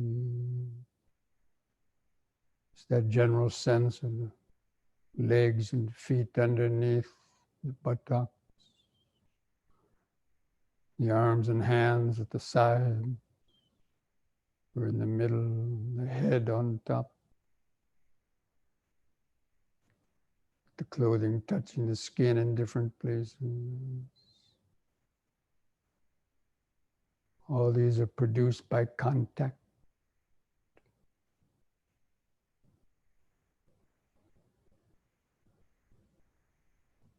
Depending on contact arises the sensations, feelings, some pleasant and maybe irritating sensations. Maybe it's too hot in your house, unpleasant sensation. Your sweat arises because of contact. It's not you doing it. Just conditioned reactions.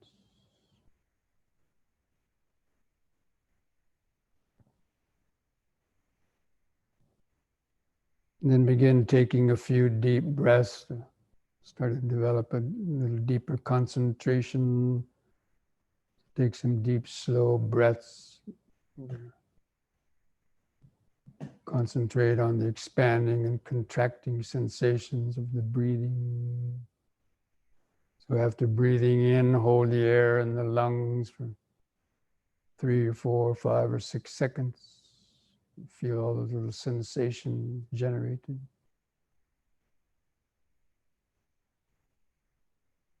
And feeling the whole contracting sensations of the out breath. Think along these lines to yourself. Just breathing in, letting go of the past or future.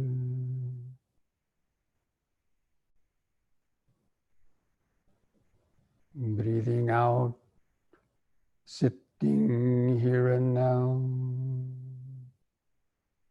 Of course, you don't have to actually tell yourself that, just understand that's what is happening.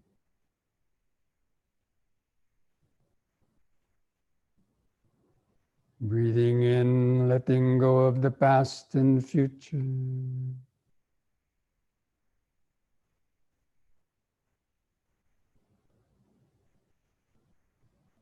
Breathing out, sitting here and now. Try to feel that relaxation of the body and mind with each out breath. And we'll count the breaths from 1 to 10 to try to get a better concentration. So continue taking some slightly deeper breaths if you can, to be easier to concentrate. So with the next expanding in breath, mentally count 1. Hold the air in a few seconds to feel the sensations, the pause, the present moment. With the expanding, contracting out breath, also count 1.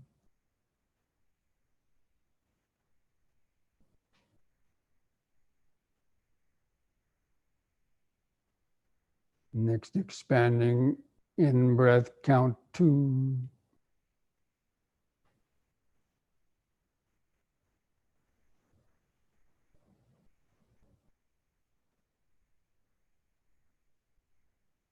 Contracting out breath, 2.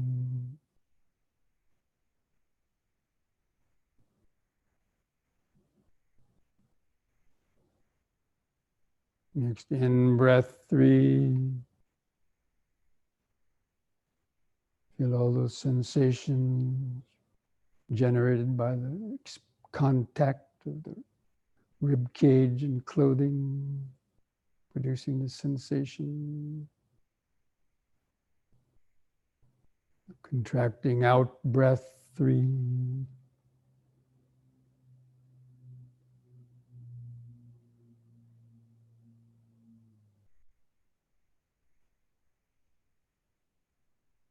Next in breath, 4.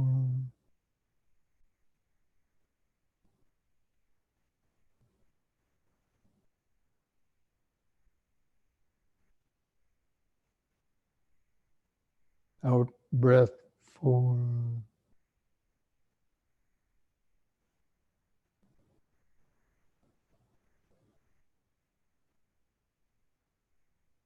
In breath, 5.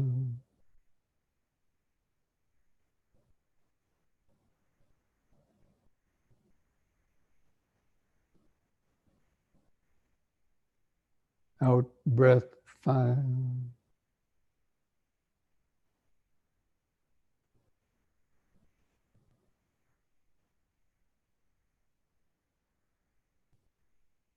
In breath, 6.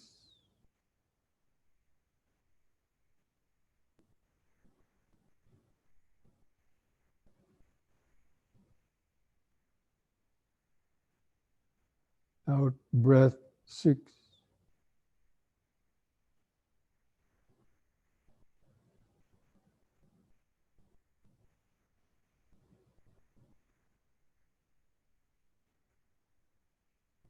In breath, 7.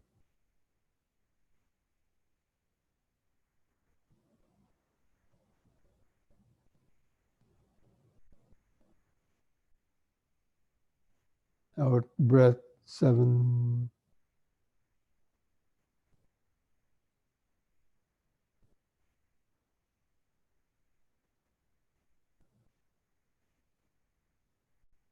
In breath 8.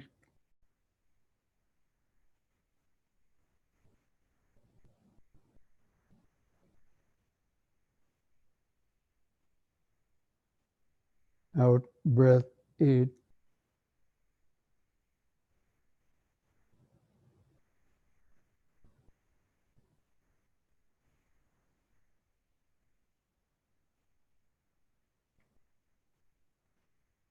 In breath 9.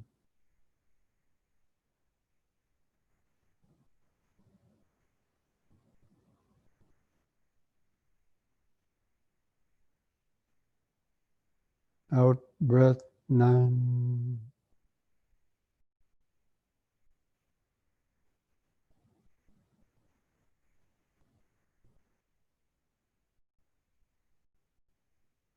In breath 10.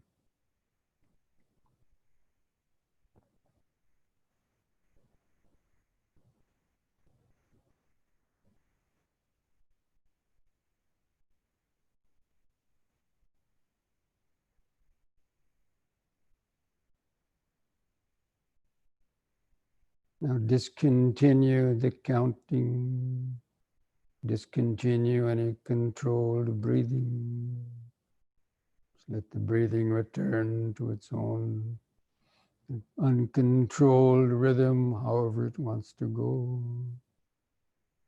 But continue to feel it, notice it, using that as an anchor to hold the attention in the present moment.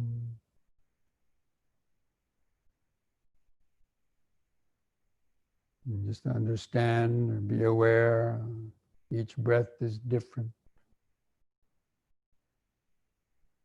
Sometimes longer, sometimes short.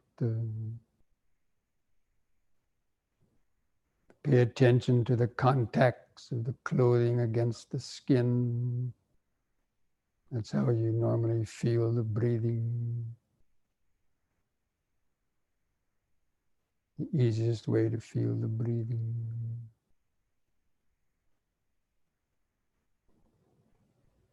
So dependent on that contact, the clothing rubbing against the expanding rib cage produces sensation, feeling.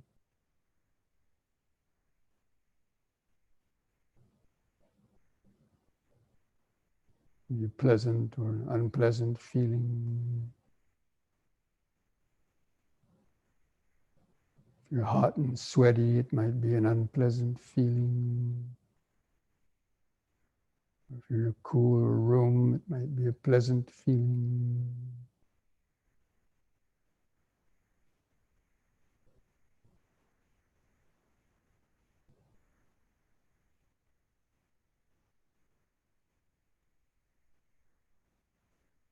And in between the breaths, you can notice other contacts where the buttocks or feet press the floor. Contact producing feeling. Where the hands touch together.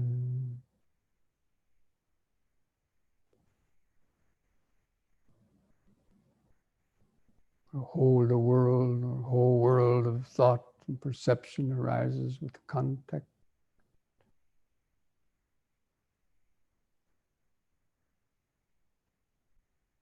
Because we have this body and senses,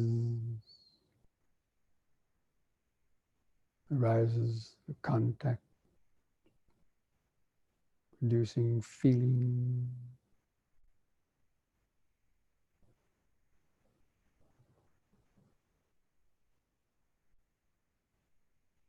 Dependent on the feeling may arise desire or aversion.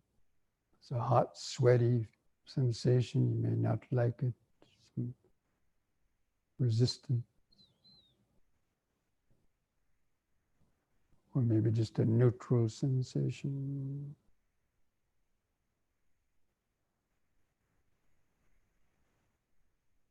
Or if you're well concentrated, maybe that subtle breathing produces a pleasant feeling in the mind. mind contact, piti or the sukha,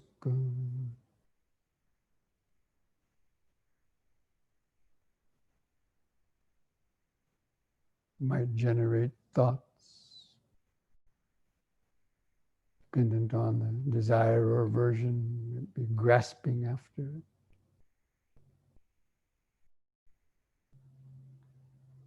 Or some memory comes into the mind, might grasp it, remembering it, building it up, reviving the past, running to the future. It's the grasping.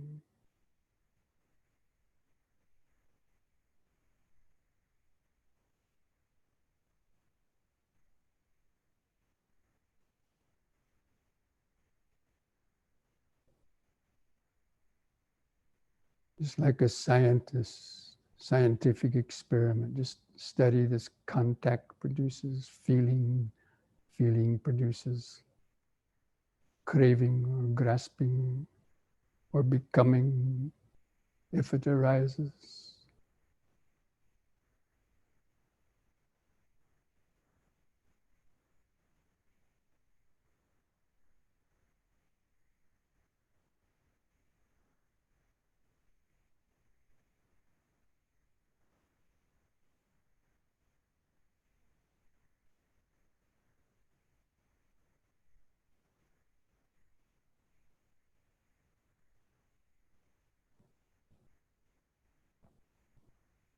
It's not conceptual thinking, it's direct observation of the present moment.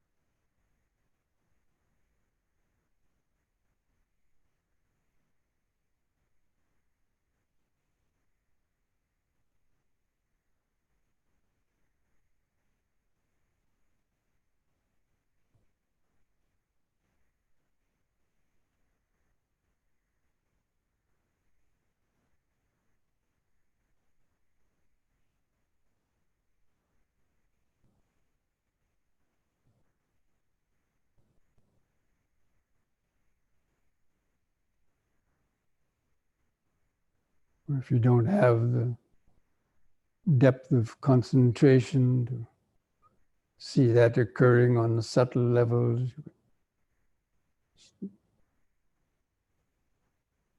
can recollect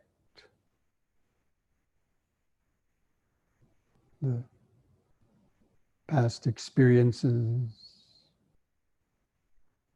Remembering the past may be useful for understanding the present.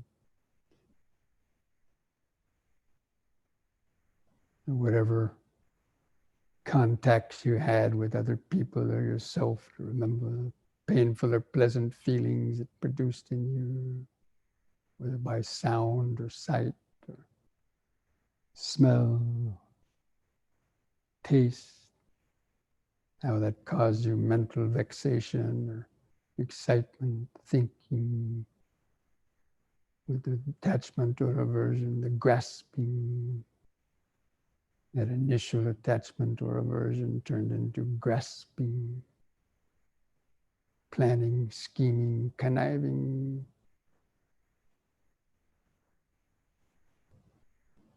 until you took some action upon it, becoming, said something, did something, think something unskillful or skillful, produce some suffering or happiness.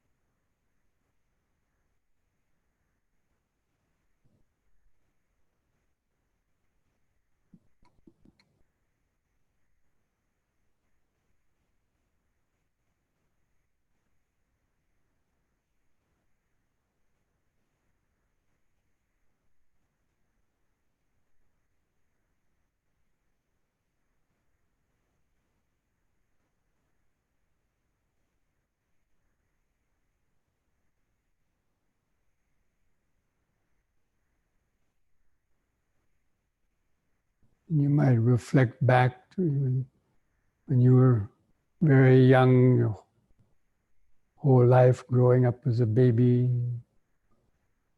learning all these volitional formations. Your first few years, how it started to condition your habits. You grew up, you had contact with your parents, siblings, other places at all, producing all kind of different sensations, feelings. Gradually develop your attachments, aversions, all the cunning ways of the mind to scheme and plan, how grasping after some idea, which led to decisions based on attachment or greed, irritation, or anger.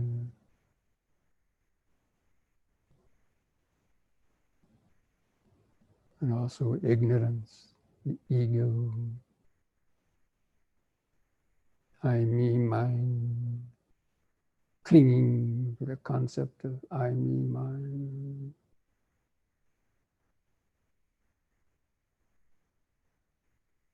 And then the suffering that arose because of that.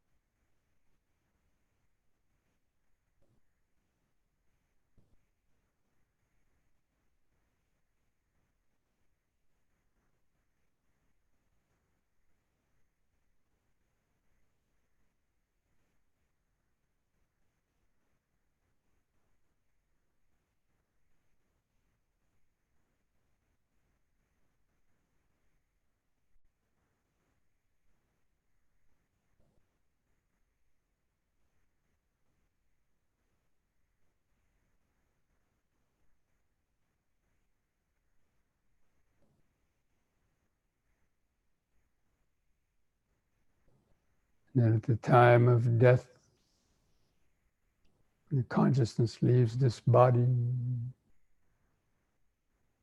The only thing that continues is the accumulated ignorance and karmic formations in the unconscious mind.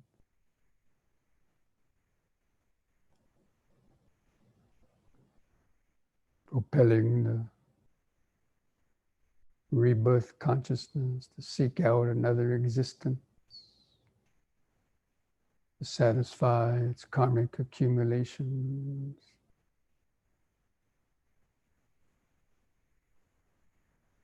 Its desires or aversions in the next life.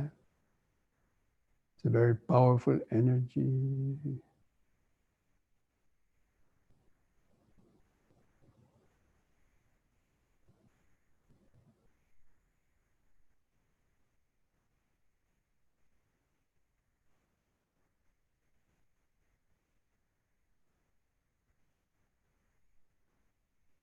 The ignorance, volitional formations and consciousness from this life go to create the next life.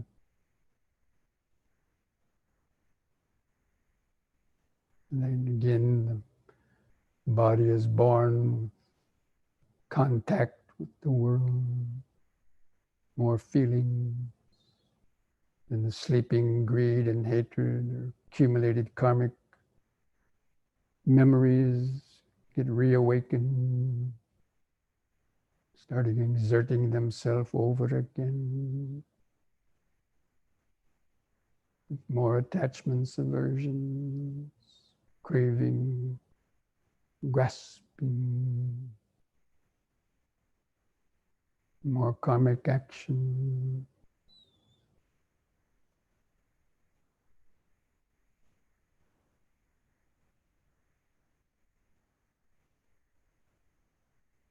Till the body dies once again, whether it's dying prematurely due to accidents,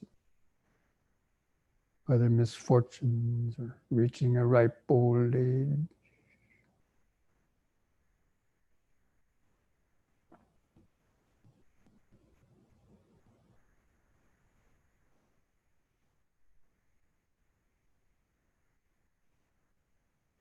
And the cycle keeps on repeating itself.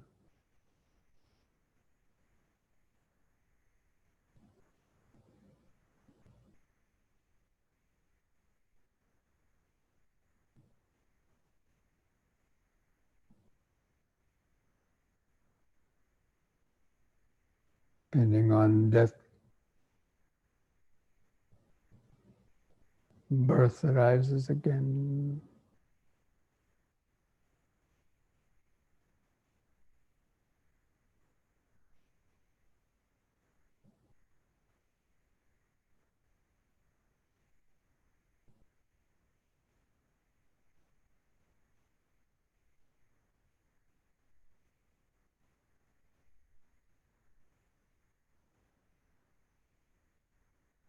And the Buddha said that if all the tears that a person has shed from the loss of life or injury to themselves or their loved ones,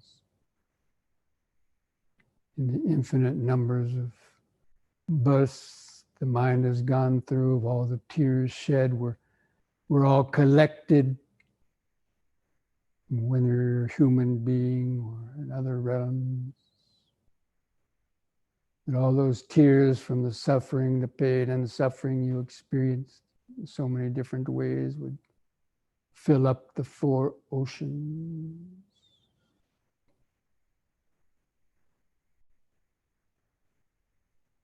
We've been revolving around through the cycle of samsara.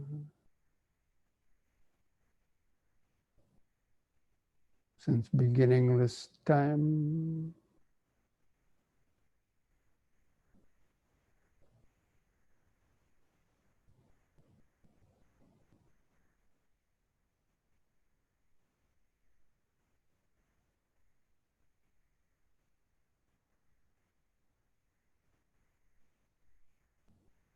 Even if you don't believe the idea of beginningless time, even a few lifetimes would be enough to produce so many tears.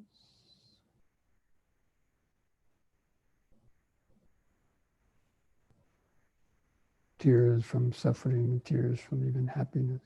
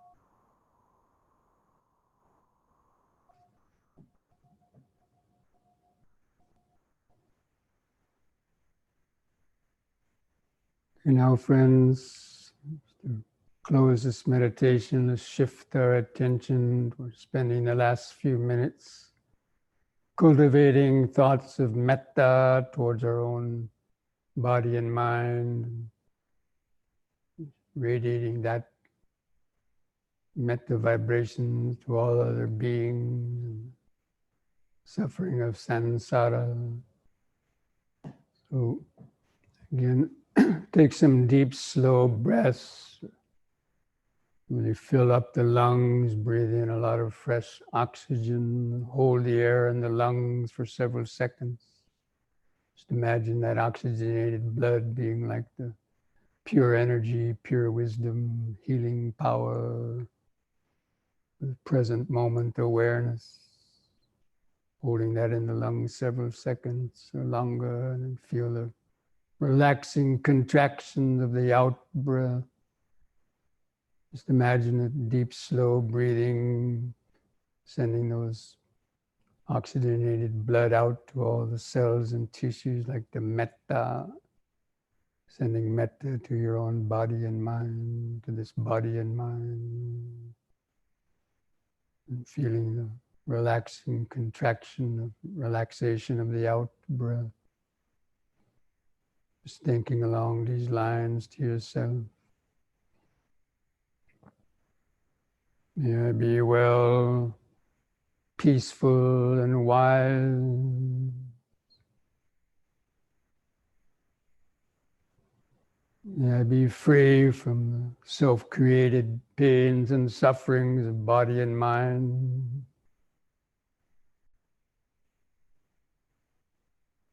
May I have the patience, strength, mindfulness, and wisdom to meet and overcome all difficulties in life.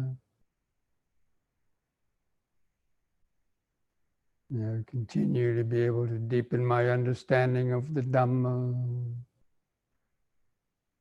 in the practice of meditation to help overcome confusion and suffering. May I be able to understand this process of dependent origination driven by ignorance and karmic formation.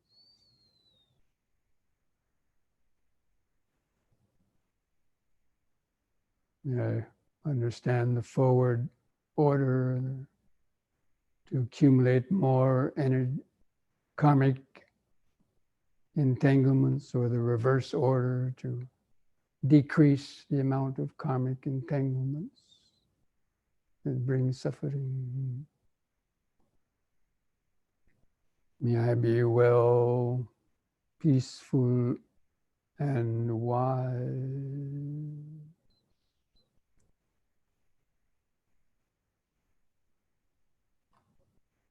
And continue to take some deep, slow breaths, and especially with each out breath, just imagine sending these same thoughts out. They don't have to be the thoughts, but that same kind of feeling from those thoughts, that same idea, sending that out across the hills and the valleys, the towns and the villages, the cities.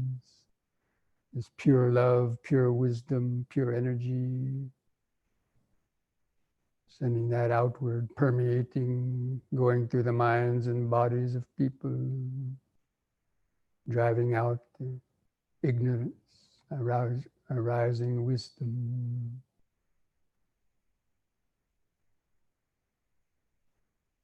Just imagine with each out breath those waves of metta thoughts, wisdom, metta energy,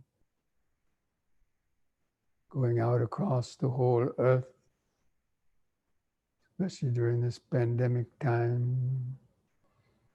People need to understand dependent origination. Depending on their contact, they may spread suffering to others.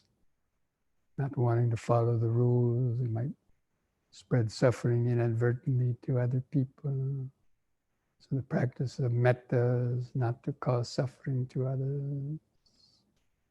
Doing the needful things,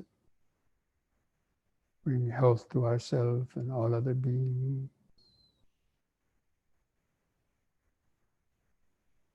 Just with the idea that may all living beings, wherever they might be, may all beings be well, peaceful, and wise. May all beings be able to hear the teachings of the Dhamma and practice meditation, free their minds from confusion and suffering. May all beings be able to understand the ultimate interconnectedness and interdependence of all things.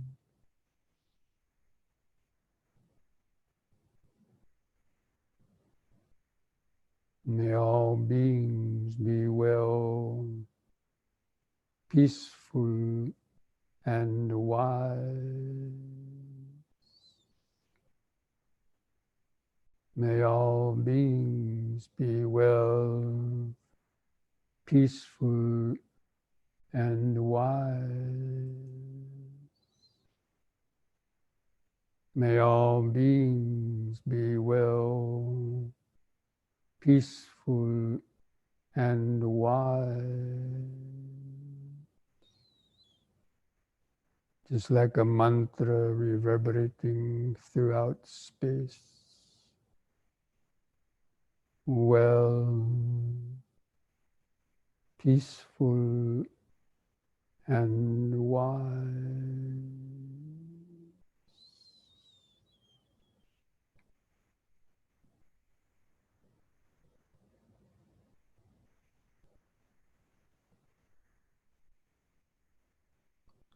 Dukkha pata ca nidukkha bhayapata ca nibbaya soka pata ca nisoka hontu sabbi pipanino.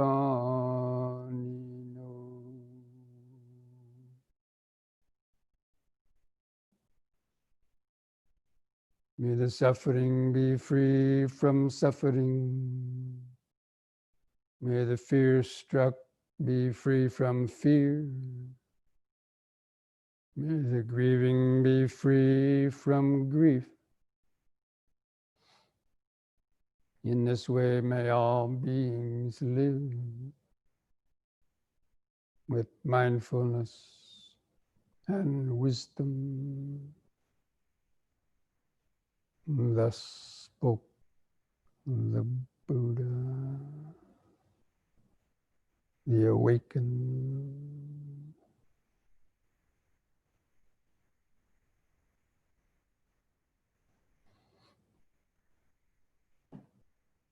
So, if you like, you can join in chanting the word sadhu 3 times slowly on the out breath.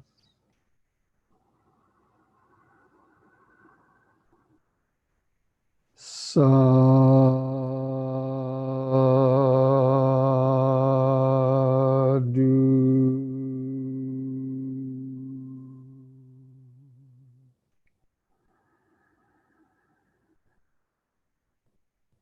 Sadhu.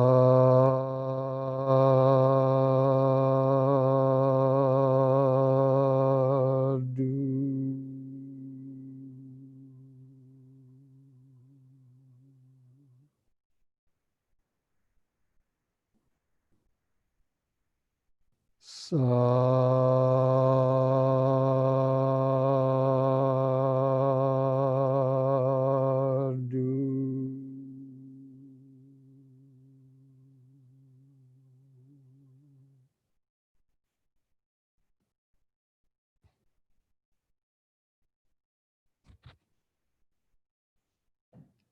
Okay, then coming out slowly, just take one more deep, slow breath, and on an in-breath, stretch your head back as far as you comfortably can and arch your lower spine. Hold it a few moments.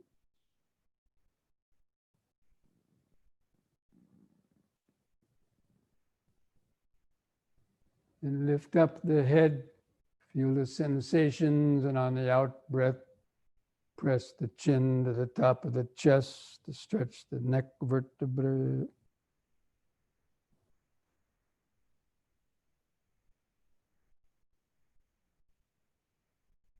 And lift the chin up level on the in-breath.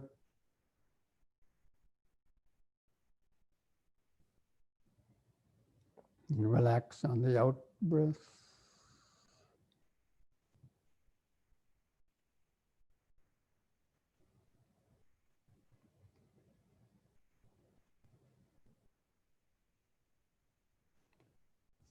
Okay, friends.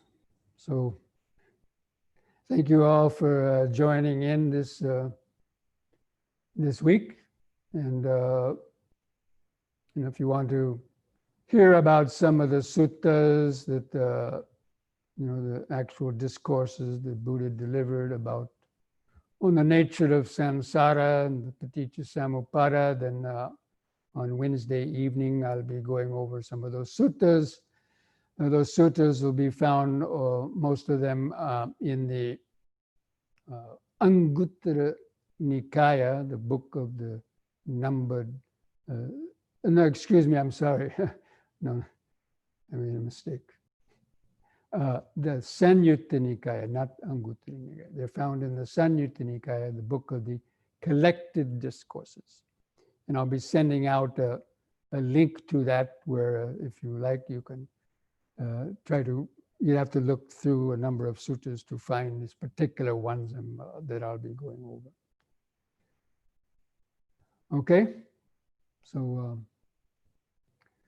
during this week, try to maybe when certain things come up, see if you can sort of reflect on them in terms of the paticca samuppada, like if you did something and you saw it was because of your ignorance and not being mindful, or how that caused your volitional formations to do some habits, and your body did something, and to experience the contact. What kind of contacts are affecting your mind during the day? You hear different sounds, bells, interact with people, hear things on the news, even the contact with hearing some news. What does it produce in your mind?